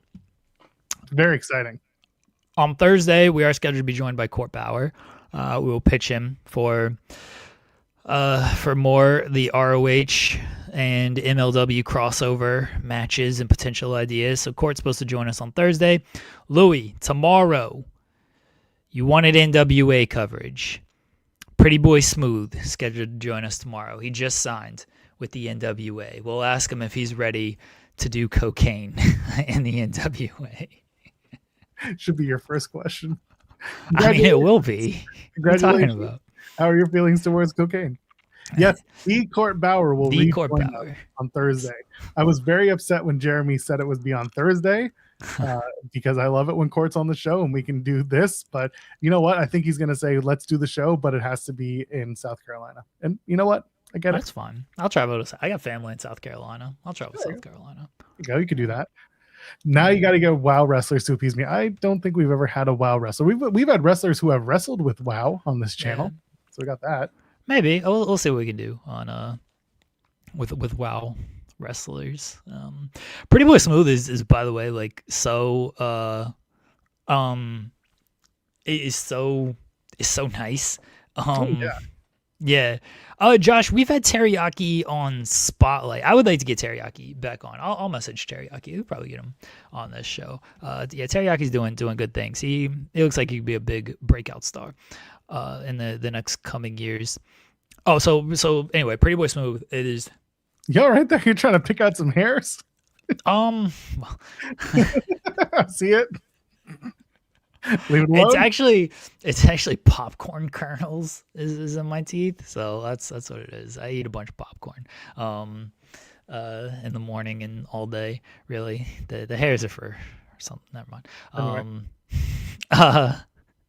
Pretty Boy Smooth, we were talking this weekend, setting things up, and he was so nice. He's like, "Hey, man, hope you're doing well. Hope you're staying safe. Hope you're staying warm out there." I was like, "Oh, you're nice dude." And he, I'm not gonna give where he lives, but he lives where the snowstorm is, effectively, and not too far. I was like, "Oh man, it sucks there, just normal weathers, you know what I mean?" So I can't imagine how bad it's gonna be with the snowstorm, with everything. So yeah, he seems like a very nice guy, and hopefully things go well for him in the NWA. And we'll chat with him tomorrow. Yeah, it's going to be a good week for conversations on the channel. So looking forward to what comes out of the PB Smooth interview and Court Bauer giving us his blessing and his money to bring Ring of Hallucinations to MLW. That's right. Major League Ring of Hallucinations. we're gonna do. MLROH. We got ideas for better or for worse. We got ideas. True. I mean, listen. Now that Bishop died, we gotta ask him about that. Be like, so Bishop was on an AEW show. How did that come about from your side of things? Yeah, I'm sure we will ask him in some capacity about that because I don't know if Bishop's like signed to MLW. So I don't think it was. He might just be like, listen, they were in a tough spot, and Bishop was visiting, and there was a non-televised match. Yeah, so it doesn't matter. It's not like fucking Billy Gunn, who then goes on and does a tag match on TV with his son. Hell yeah, that ruled. And can't be asked to take the pinfall. Why should he? He's Billy Gunn. He's not on TV. He should be. He should be the champion. Fucking kid is the one. I just love when he's just like, you gotta learn the business, kid. And the kid's like, we used to tag together for years. We don't do this anymore. Yeah, gotta protect my image, son. I don't know what that was, but anyway, just it ruled. That's what that was. No. Billy Gunn just out here out muscling these current dudes. He was dwarfing Kyle Fletcher, man. As we said on Friday, like you think Kyle Fletcher's a big dude, and he is, and then he stands next to Billy, and it's like, oh, okay, that's a big dude right there. Anyway, we hadn't finished talking about Saturday night's main event when Cam came in to talk about the UFC experience, but yeah, overall it was a really fun show. The AJ Styles Nakamura match was fantastic. It was everything that WrestleMania match should have been, although I still like kicking the dick finishes, so I have a soft spot, just like AJ Styles did for his dick afterwards from that WrestleMania match. But no, Styles and Nakamura was fantastic, and then we had the old tweet delete from old Shinsuke later on. So great match and great stories now coming out of this. That was probably, I like this more than Balor and Punk. Balor and Punk was kind of my WWE match of the year for, I guess, less than a week, technically. And I know the NXT matches were really good, but there was more emotional investment in Styles and Nakamura. Like, it was rough in the right way in certain areas as well. Like, they kind of messed up a couple of things, but like it didn't take away from the match from me. And again, like, I don't like my wrestling to be completely pretty and choreographed and everything. I like when there's an element of danger to it, and that's what this match had. On top of like they were just beating the shit out of each other with strikes and everything. I love you can call it the Sakuraba callback. It's really when Nakamura fought in MMA and he got knocked out. It's really that callback with the knee and everything. But and then after that, it was the Takayama callback. But people know it from the Sakuraba match against Nakamura. But I love that. I love just the various callbacks, the Wrestle Kingdom match and everything as well. Like, it was just a fantastic match. And I know Nakamura posted of like, oh, he's gonna retire. He said he's gonna retire at the Rumble. I still don't want to like fully believe that, but I'm coming to grips with that is the truth, is that AJ Styles is going to retire at the Rumble. He's going to lose to Gunther and retire. And then he's going to go on to TNA Rebellion, where he faces Frankie Kazarian in his final match in TNA.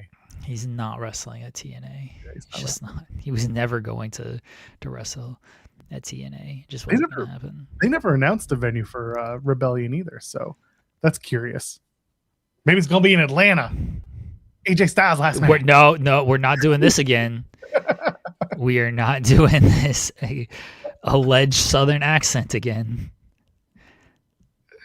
Why not? Why not? It did need a high fly flow. I do agree. I still think everybody's a coward for not doing it. Nakamura tried a sling blade and it looked like something. Wasn't the greatest looking sling blade in the world, but I respect that he went for it and he tried to give a little shout to Tanahashi on that. Again, it was rough in the right spots with that match. So I thought it was a great match and my WWE match of the year so far. I just want to point out that the chat is all about the accent. So. Fine, if you want to do the Southern accent. I did it enough. It was my AJ. Do the Raw preview. Joel will do the Southern accent again, since AJ Styles is supposed to have. Well, they're in Toronto. They're in Toronto tonight, so I gotta do it in a real Toronto accent, eh?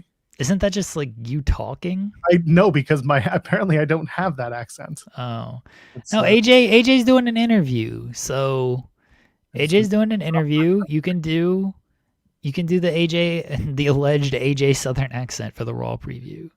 Very excited. Northern accents. Yeah, I don't. If you hear real Canadian accents, oh yeah, you can tell, brother. But I don't have that. I worked a lot to not sound like the people who sound like that in Toronto. I just don't want to. But yeah, this could be it for AJ Styles. This could be the swan song, baby.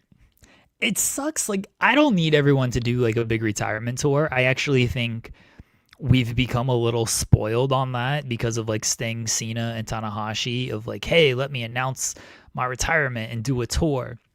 I don't need like everyone to do that.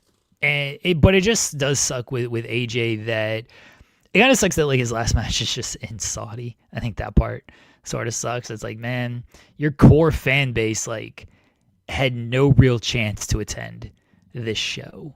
And I think that part sucks. But like, if this is how he wants to go out and everything, like, all right, it's his career. I hope it, as always with these wrestlers, I hope it sticks. I never expect it to, because it never does with the majority of these wrestlers. Yeah, like I wish like they were able to do this to WrestleMania and not necessarily like Ric Flair style it of I'll lose when I retire and then he wins matches until he finally loses at WrestleMania. But just again, so like the majority of fans who have supported AJ throughout his entire career, even his WWE career, which is 10 fucking years now, which is insane to think of when you think about it, because it never seemed like AJ was going to be a guy who would be in WWE, and now he's been there for a decade.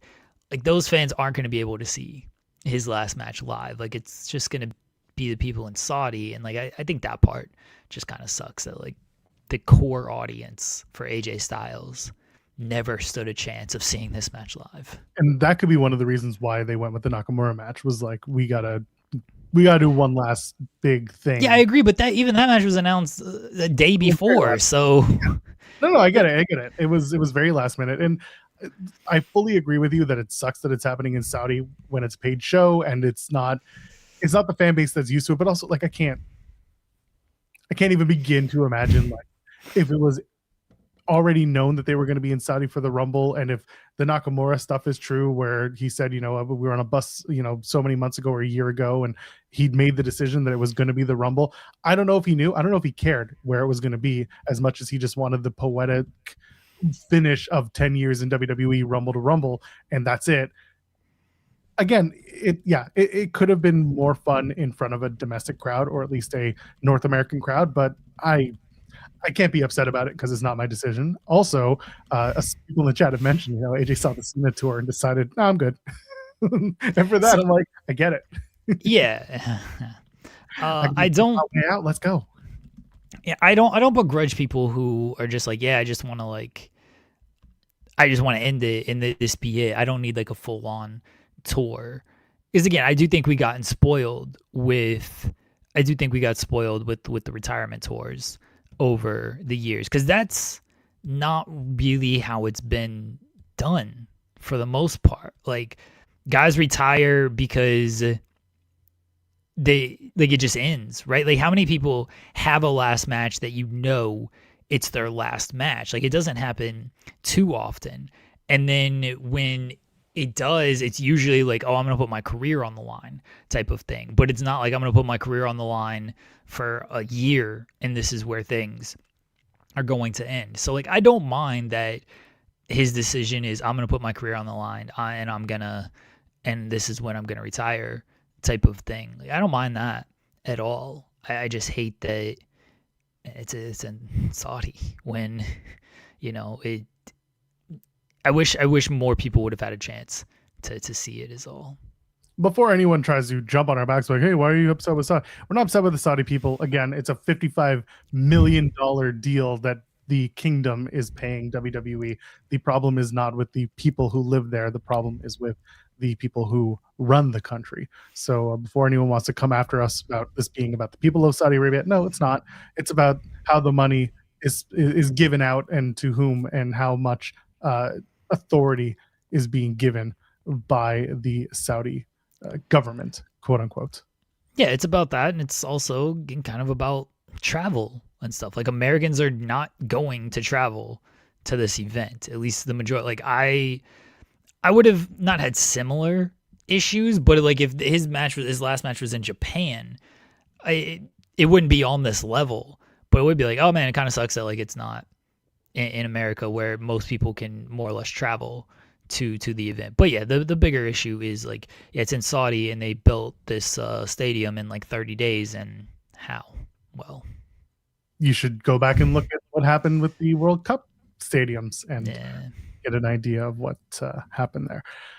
Again, we'll see where the AJ Styles match falls on the Rumble. If he wins, that would be great, and he continues on. But if he's done, then that's it. And you know what? Again, the poetic justice there of him finishing where he started is great.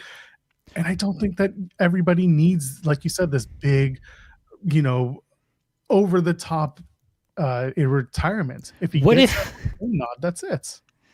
All right. So last week I pitched Gunther losing to AJ and then winning the Rumble, because they love to do lose and win type thing. Like, it'll make you forget that he actually lost the match because now he won the Rumble and everything. What if I got it wrong? What if the men's Rumble is first? Yeah, that's right. They're going to headline with the women's Rumble. I'm sure that'll go over well in Saudi.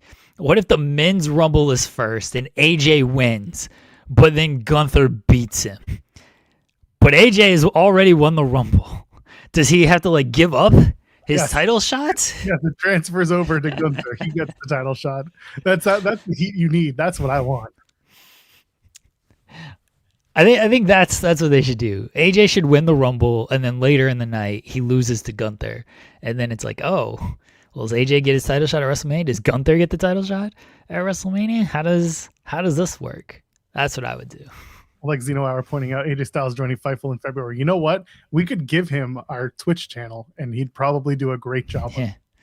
He'd tell all the stories like we would want him to tell, and no one would tell him not to. Except the gay community. The gay community. Anyway, sorry.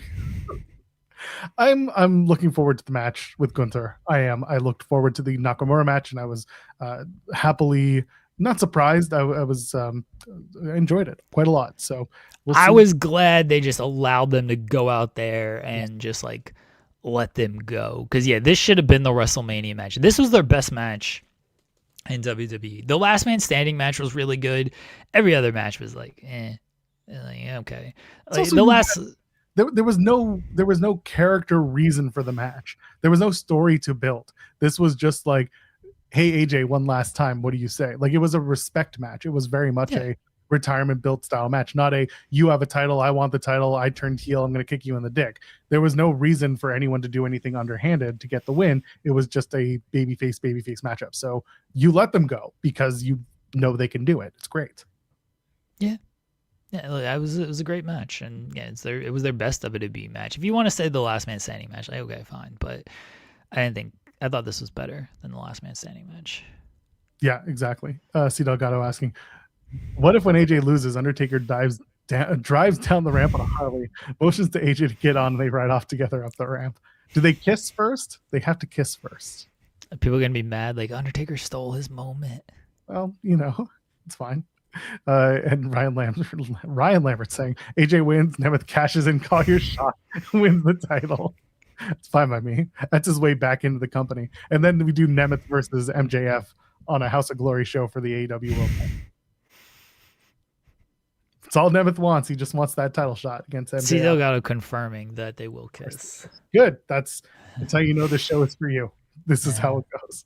Yeah. And the four-way was exactly what we expected, or at least what I expected. Sami Zayn wins. Hometown man once again.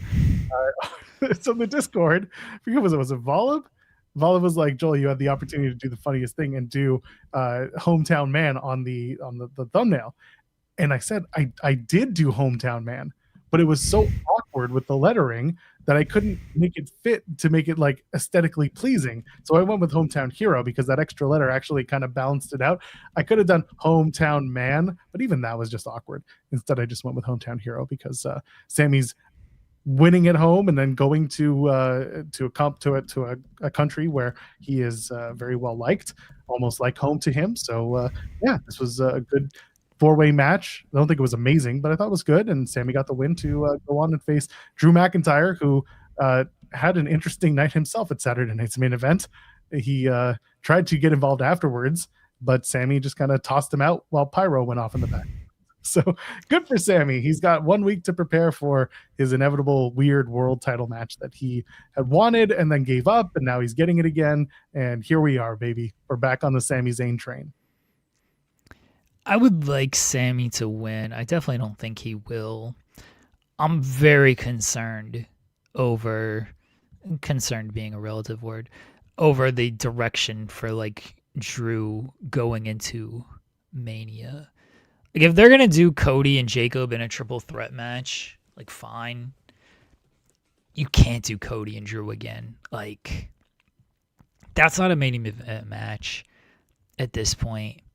You know they're going to try to like dress it up. Like they're going to do Hell in a Cell if they do it again. That's my prediction. They're going to do Hell in a Cell because you just did 3 stages of Hell. Like what do you followed up with a singles match? Like what are we doing here? So if they do Cody and Drew again, it's probably going to be Hell in a Cell. But man, it feels rough if that's the direction they're going. Even Jacob, Cody, and Drew, okay, it's not terrible, but that doesn't feel like Drew and Cody just feels like nothing to me at this point. They've done it so often. It just doesn't feel like anything. Like I just need somebody else in that spot. Maybe you put Randy in there as well, but I like Jacob. I think Jacob should be in a top spot. But the problem with Jacob is that solo match kind of hurt him at SummerSlam last year. And then he didn't do a ton after that. And then he was off of television for like 3 months because of the attack thing that they haven't really solved yet. So I need just a little bit more. Like I need him to have a really strong showing in the Rumble. I would have him do like the most eliminations thing. And then it'd be like a force of God to take him out of that match. Like I think Jacob needs a really strong showing in the Rumble.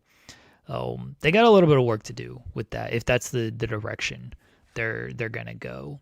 Yeah, and I remind everybody that when we get to Mania time, it is one of those. It's casual Mania. It is they're trying to put the faces that people know front and center on the card, and whether or not that looks good to you is a whole separate question. But they have a hill to climb. They have to find something that balances the fan service aspect and a good story that comes with it for those world titles. Do they with the fan service aspect? Like, is Cody and Drew a fan service match? Like, I don't think fans want that match. No, not a one-on-one, but even do a triple threat with Fatu. And if you add Randy, sure, that's another person. I still think that Randy was the one who did who attacked Jacob Fatu. I still think. I mean, will they pick any of this up? I don't know, but I mean, they made reference to Jacob getting taken out multiple times, so they do have to do something with it. They can't sit on it and be like, Drew says over and over again, I didn't do it. Jacob says you did it, and they don't actually establish who did it. Someone's got to come out and say, I did it. That's kind of the point of taking somebody out for a period of time. And what Drew's if Jacob no means he's no, he's telling the truth, which Drew will do. What if Jacob took himself out? He's like, I just tripped, fell, and then something fell on me. Broke my own damn teeth. I just couldn't admit it. I'm too strong of a man. We need Drew did it, and he did it for The Rock. And this is how we get The Rock. That's how we bring The Rock back. To come back, yeah. Well, again, we're doing Rock is going to come out at the Elimination Chamber show in Chicago. We're going to get Corporate Man Punk, and that's how we build to Roman Reigns versus CM Punk with The Rock in every corner. He's going to play both sides, baby. No, I would like Oh, what was I gonna say? Completely lost my train of thought. I know, because my idea Oh, was so man. good. It just completely. No, I was so broken by your idea again that I just had to immediately shoot it down. And what if I did in a southern accent like AJ Oh my Styles? gosh. Stop it. Stop it. Knock that off right now. Oh, I know what I was going to say. I'm not talking about SmackDown, that show. What happened on DQ. SmackDown? There was a I new don't tag remember. team titles. That's it. Who New tag team cares? title winners. Nobody and cares. woo. Nobody cares. I do love that Roman sent an email of like, just put the graphic up that I declared. I'll be there. Ruled. Just tell them I'll be there. That absolutely ruled. That Roman couldn't even bother to like show up on these shows. It's like, nah, I ain't going to Canada for this shit. I got 5 kids to take care of. I don't want to go to no snow. I respect it. I'll see you in Riyadh. You think he's gonna be on SmackDown too? Because they're doing it from Riyadh? No. Roman ain't show. The first time you see Roman again is going to be whenever his number hits for the Rumble. It's going to be 30. I hope so. I hope they bring out he wins at 30 and he does the least amount of work. Hell yeah. Man. That would rule. I think Roman. I still think Roman's getting in one of these main event matches. I don't know if it's going to be for a title or not, but like, I think he's getting in one of these main event matches. I think he's gonna, especially if the other match is Cody, especially if the other match is Cody and Drew. I think Roman's like, do this fucking match again. Do Roman and Punk. That's yeah. Match. I said that. I said they should do Roman and Punk. That's the match. And then if you got Rock, then you build to Roman and Rock in Saudi next year, and everyone gets their payday. Yeah, I mean, I think it should be Roman and Punk. I don't know if it's gonna be, but we'll see. They got a little bit of work to do when it comes to some of the Rumble and WrestleMania stuff. Well, don't worry, it's the Mystery Vortex Rumble, so everyone's super excited about that. Now, people are mad like they're announcing people now. Everybody's just mad. People dumb. Ken Bruno adding Sammy loses in controversial fashion at the Rumble 4-way to main event night 1. So Sammy can lose again? Yeah, so Sammy can lose again. Well, no, maybe Sammy actually wins it this time. Maybe the entire time it's been the Sammy story, like we've all been saying, even though we all jumped off that train when he went to SmackDown. I would like Sami Zayn to win. I'd like him to win at the Rumble. I think that would be cool. If they wait till WrestleMania, I think that would be cool. I'm all for like world champion Sami Zayn. I just don't think it's gonna be a long run, and I think people are gonna like immediately turn on it, and that's gonna suck. And that's not saying like, okay, well, don't do it because of that. Like, still do it, see what happens. But I just don't think they see Sammy in that way. Like, they see Sammy as like a main eventer that can slot in for a big match depending on where they're at, and then otherwise he's a guy in the mid card, and that's where they see him at. So, Wow, Sammy, you're such a nice guy, but you're just not boyfriend material. I get it. You're too nice. I need a little bit of a bad boy, like Drew over there. He's so sweet. Ciedo Gato saying Sammy wins at the Rumble and loses it back to Drew at Elimination Chamber. It doesn't like change anything. Yeah, though. You just did a hot potato for the sake of a hot potato. I think. Yeah. I just think it's Sammy got winner of the week or winner of the month, and they're going to build up. They got the pops. That's really what it comes down to. They got 2 hometown pops in a row, and they're so excited because their boy is in the right place, right time. The match is going to be fun, and Sammy's not going to win. Drew's going to win. You might have some Zabada, who knows? But Zabada, yeah, some. I don't know shit, crybaby. Oh, you do, because you listen to you used to listen to what's it called, to Pritchard there. Pritchard? No, you're mistaken. I rarely listen to Pritchard. Well, no, when Pritchard was actually talking shit. I guess that was like 2018, so maybe you weren't listening to it. Yeah, I rarely listen to it. I don't know what Zabada means. Sorry. That was an old school stuff happens in the match, Zabada, Nabada, anyway. Okay, I'll take your word for it. I don't believe you. This whole Carney bullshit thing. Well, yeah, fair. Yes, Michael Hayes thing. Michael Hayes, okay. Yes. Anyway, I could see it being Sammy having a weird a weird finish to the Rumble match and continuing on at least for another month. But I really do think that they're going to do Cody and Drew at Elimination Chamber and just get the title back on Cody. And then do Cody versus who? I don't know. Cody takes on a gauntlet at WrestleMania. It's Cody versus 15 other guys, but it's all NXT guys. And it culminates with Lexis King winning the WWE title because Cody is so tired. He got beat up by everybody, but he somehow made it through. But Lexis King comes out and just wham, wallops him with that cane thing, and he wins the title. WrestleMania 43. What's wrong with Lexis King winning the title, Jeremy? Are you not a part of the... Say that sentence again, Joel. What's wrong with Lexis King winning the WWE Championship, Jeremy? You've answered your own question. Wow. Can't believe it. C. Delgado saying, why I can't be invested in this Sami? He loses the big one. That's fair. I get it. Yeah. And Live Glass asking about the ITW Rumble. We are doing the ITW Rumble. Yeah. It will be this week, probably on Friday's show. Not probably. It'll be on Friday's show. Okay, it'll be on Friday's show. So tune in on Friday if you want to be part of the Rumble. Lab Glass, you know what? Because we've already explained that we're going to do the ITW Rumble. I'm going to remind me on Friday. I'll give you an entry into the ITW Rumble. You sent in. You know what? Honestly, if we want to do this all week, so this is how we've done it in the years past. Maybe we'll kind of expand it a little bit this year. So usually on Friday we ask for the entries. You can get your super chats in, and that gives you the guaranteed entry into the Rumble. Let's do it all week now. All week, send in a super chat. The super chat is ITW Rumble. That gets you an automatic entry. If there are any entries left by the end of the show Friday, then you can then we'll open it up to just people who have not sent in a super chat. But if you want to guarantee your spot before then, send in a super chat. It can be 99 cents. That's fine. To do, just put ITW Rumble in it. You can ask a question as well. It doesn't have to just be ITW Rumble. You can tack on something else there if you would like.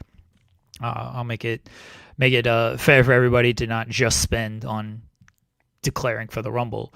But yeah, send in a super chat. You can get it guaranteed into the ITW Rumble. So Lab Glass, I'll go ahead and enter you. I'll remind everybody of this in every day. So if C. Delgado's in, and Matthew Hooks is in, and adds in Windsor and Hater are a cool team. Yes, get ready for the Birds of Wrath. Okay. Yeah, it's not Birds of Wrath. It's Brawling Birds. Nah, I'm gonna call them the Birds of Wrath. I do hope that would actually be a very fun promo of Willow and Harley are like, who are we? And then Windsor and Hater are like, we are birds. And it's like, what do we have? We have wrath. Like, no, we're not we're babes, not birds. It's babes. No, we are birds. See, this is what I want. Give me the Birds of Wrath. Ryan Lambert for the King of the Mountain match. So all right, I'm gonna take Ryan's as a declaration. All right, Ryan. Who else? I saw some Royal Rumble. Sorry, he was actually declaring for the Jeff Jarrett retirement match. Jules is declaring ITW Rumble because why not? All right. Our pal Collins is in declaring for the Rumble, and of course Ken Bruno is also in. All right, so we got 7 spots filled so far. For those that don't know how this works, we've done this now. This is the fourth year? Second year, I thought. No. This is at least the third year. Oh, all right, well. Yeah, this is at least the third year that we've done this. But for those that don't know how it works, you declare, send in a super chat saying you declare. Well, I'll get the list of names. There's only 30 spots because there's only 30 spots in the Rumble. So there's only 30 spots. We will draw numbers on Friday's show. We'll do the randomizer to draw the numbers, and then whatever number you get, that's your number for the men's and women's Royal Rumble. And so if that person wins the Rumble, then you win. What do you win? I don't know. No, you win something off of the wrestler shop, or we'll donate something, some money to charity within reason. Don't be trying to cost us we ain't buying you a $500 title belt. No AJ Styles WWE P10 title belts. Yeah. We're not doing that. We don't have that kind of money, but we'll get you something within reason. I think we've done a couple of shirts in the past. I remember somebody got like a Kevin Owens shirt that was on like one of the discounted shirts. Somebody got a Hey EW mug one year. I think it was Jules who had us donate to I still get the letters from them. The mental Nami. Right. I think Jules had us donate to Nami. So, we'll do within reason something that we can have fun with. So we have some additions. Oh my gosh. Okay. All right. Henry saying, "I do declare." Henry. He was just doing his best Southerner impression. He wanted me to say, "I do declare." Yeah. That was that. B. Eric saying, "ICW Rumble, I won last year." So was it you who got the mug?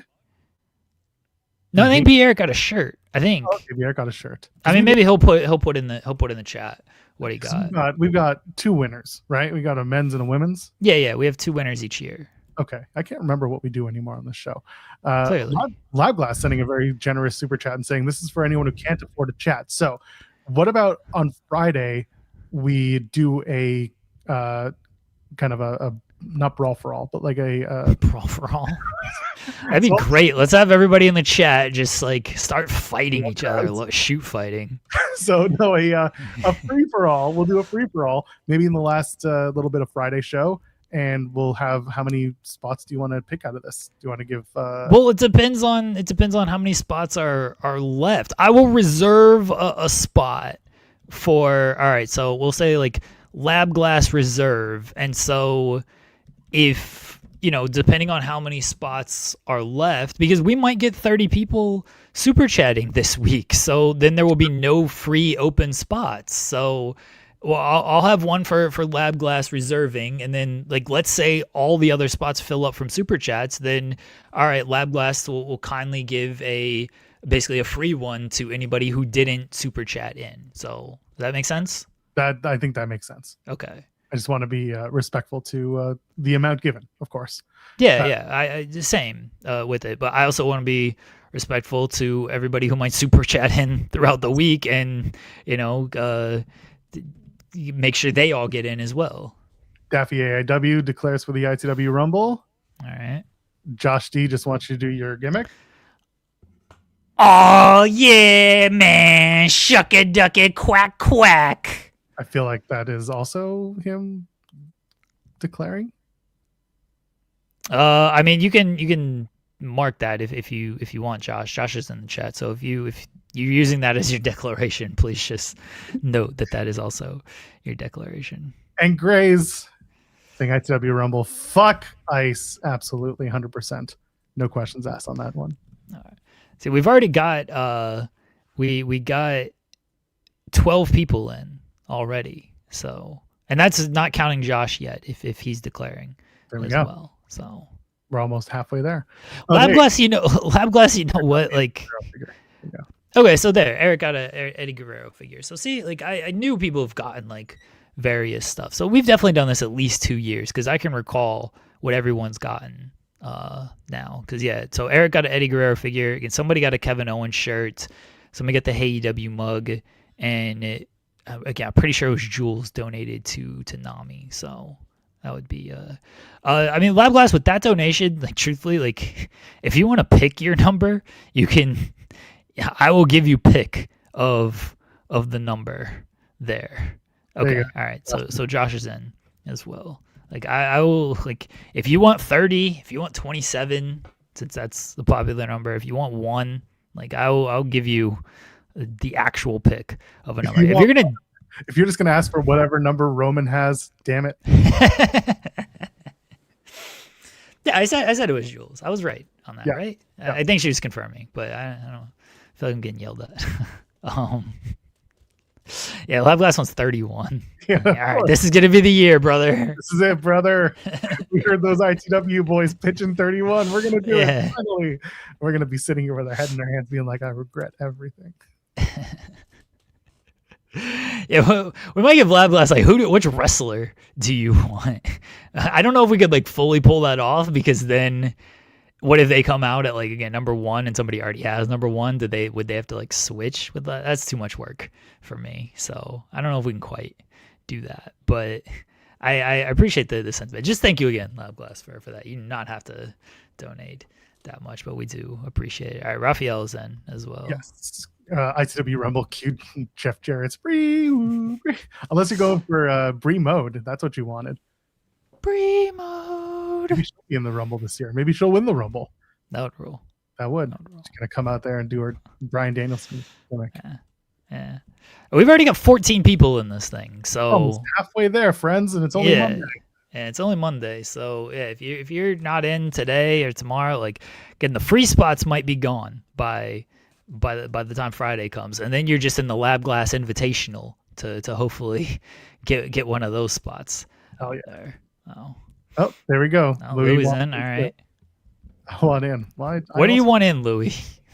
With you, I can take that a couple of different ways. You would too, and Pedro also. Why not? Pedro's in. All right. There you go.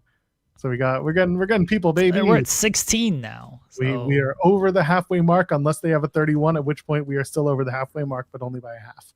Yeah. That's how this works. Yeah. Anyway, do we have anything? A Collision is another show that happened. I don't really know if we have anything that we have to really establish from Collision. Collision was really good. It was a really good wrestling show.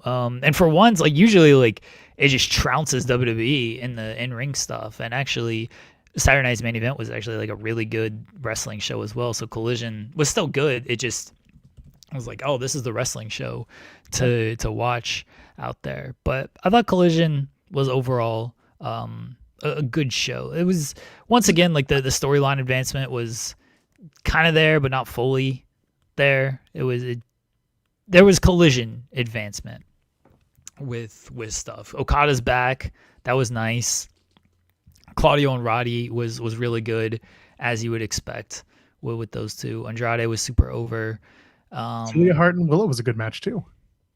Yeah, that was sure. It was fine. It was a Joe Pro fine. It was fine. Match. Yeah, Andrade took off all his clothes and took a selfie, and and then he asked to face Swerve, which he's doing on Wednesday. So clearly there was some advancement. Okada came out and looked at people without calling them a bitch. Pretty good. Pretty good. I thought Collision was a fun show. Yeah, it was a good show. It was a taped show, so just energy's always wrestling happened. Yeah. This is actually a good thing to get. They still have those? I guess I can look. They still do. I don't know. Let's see. TNA shop. I wonder if they still remember Don West. If they still have what? I wonder if they still remember Don West in that company sometimes. Oh man, they should. Well, I'm just gonna search like Don West. Oh, it's TNAmerch.com. Yeah, it's TNAmerch.com. I searched for Don West and nothing came up. So what happens if you search the warehouse sale? You can get the Pride tee for $17.50. You can get a 2024 Bound for Glory rally towel, $6.50. Jordan Grace, you can get her Juggernaut Jordan Grace X T-shirt, $17.50. They've got some stuff in the warehouse sale. They do not have the grab bag though. You should get the 2024 Slammiversary commemorative T-shirt, which, because they were in Montreal, it's in French and it says "J'étais là." I was there. Nobody should get that. The Chris Bay T-shirt is still $35 despite being on their warehouse sale. Interesting. Okay. Yeah, I don't see the Don West grab bag. Well, that's unfortunate. They should. Yeah, well, that feels like such an easy thing to do. Just get the Don West grab bag out there. I feel like that'd sell pretty well because they do those with the AEW shop, right? Then Pro Wrestling Tees have like the mystery bag and everything. I feel like those always sell really well because people are just like, hey, let's collect a bunch of shit, Someone's got to get the Carlos Silva TNA trucker hat. How much is that? I think it's $35, so maybe double it. Anyway. 35 is over our budget. Yeah. Anyway, we got to get out of here because I got to go deal with my. Oh, you got to do the Raw preview in a Southern accent, Joel. That's right. I forgot Raw tonight. Well, actually, no, it's Toronto. But anyway, they're in my hometown. Well, not hometown. They're in my current town. They're in Toronto. We didn't get to talk about Evil. New Japan did officially announce that Evil is done. He is left, and you can look forward to seeing him in Dark State every Tuesday night on NXT moving forward. He's gonna win the Rumble. He's gonna win that Rumble. God dang it! Can't wait. Where is our Raw preview? There it is. I hope it's there. It's there. Went up at 8 like it always does. They're in Toronto at Scotiabank Arena. I tried to go, but they said no. So instead, I'm going to do the post show. Myself and Ricochet. No. Look at that. Okay. All right. You did pretty well there. I respect it. All right. So you can watch that on Netflix. Braun Breaker returns from suspension. How curious that suspension lasted the European tour, but he's back. And he'll be. Well, it's dumb. He was on the European tour, though. He was doing the house show matches. Right. So it's not even like he wasn't traveling. Well, Monday's off. You're all right. Tag team #1 contender match. The New Day takes on Alpha Academy versus Los Americanos versus American Made. So basically the 2 American teams versus 2 more American teams. But one of those American teams is actually being played by Europeans who are trying to be Latino or trying to be Mexicans. Anyway, Alpha Academy win. Do they? Yeah, I think they're going to somehow win this match. Just so they could do the Alpha Academy are serious, but they don't win. Oh, yeah. Oh, right. Okay. Oh, yeah, Alpha Academy might win because they have been setting that up. That's unfortunate. This is the only match that was announced because there's AJ Styles speaking and an interview with Gunther. That's it. So basically, if you're going to Raw tonight, get ready for a lot of matches that were not announced to be part of your night. Guess I'm kind of happy that I'm not doing this. I think they'll add an AJ match. I think they'll do something with AJ. I know people are pushing for Punk to do a singles match between those two. The problem is you don't want to beat AJ before he's about to lose and retire, and you're not going to beat your world champion. So AJ could beat Nakamura. That wasn't a big deal. That was an easy win for him. So I don't think they're going to do AJ and Punk, though, unless get ready for a DQ finish. Oh, hell yeah. Then tomorrow's show will be even better. Richard Cranium is in the ITW Rumble declaring. All right. There you go. So we got 17 already locked up here, folks. Locked down. Like the Uso Penitentiary. What a gimmick that was. I really wish I had my old penitentiary gimmick that I could slam for. I just don't have the I'll get it again. Don't worry. The Usos are going to break up in a month anyway. You'll be happy with that. Chris Jericho is going to come back tonight, even though he's still listed on the AEW roster page. Let's double check that. I checked an hour ago. He was still there, and he's still there. Sorry, friends. Jericho's still on the roster page. I still hope Jericho shows up tonight. Would be great. He should show up, interrupt Gunther, and Gunther's like, you know what? AJ's still good. Why don't I retire your old ass on Saturday instead of AJ? AJ, we can keep you. You can stay. Jericho, you put your career on the line. And Jericho just has one match, and it's just a loss to Gunther, and that's his whole return to WWE. And he goes back to AEW and terrorizes their people. Hi, guys. Anyway. All right. Do we have anything to plug? It is Monday, so there's lots oh, gosh. What was your moment of the weekend, Joel? Despite the lack of dick kicking, Shinsuke Nakamura and AJ Styles had a phenomenal, and I do mean it that way, match at Saturday night's main event. That was my moment of the weekend. Joel stole mine, so I have to actually come up with something that is not AJ and Shinsuke Nakamura. Should have seen that coming, pal. Yeah. My moments of the weekend, I know I wasn't supposed to talk about SmackDown, and we didn't really talk about SmackDown, but I was going to say Roman declaring via email, but yeah, my moment of the weekend is Billy Gunn.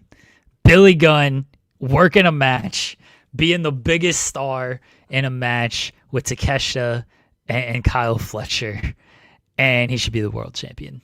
Bless Billy Gunn. He absolutely rules. Results of our... Oh, go ahead.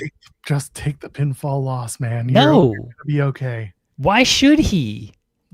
Results of our poll. Results of our poll question. Should Sami Zayn win the world title at the Royal Rumble? 43% said no. bunch of haters. And 57% said yes. All right, so 57% would like to see Sami Zayn win the world championship on Saturday. It's our Canadians who are watching this show. I'm telling you, man. They're all about it. They're all about that Samuel Zayn. Yeah. Fair. Yeah. What did we accomplish today, Joel? We learned that UFC in Vegas means lots of partying and money and things left on tables, I guess. And if DC needs you to sign something, you'll be on his post show. Also, wrestling is fun when wrestling is good. And when it's bad, it's even better. The biggest thing we accomplished today is to let it go, turn away, and slam the door.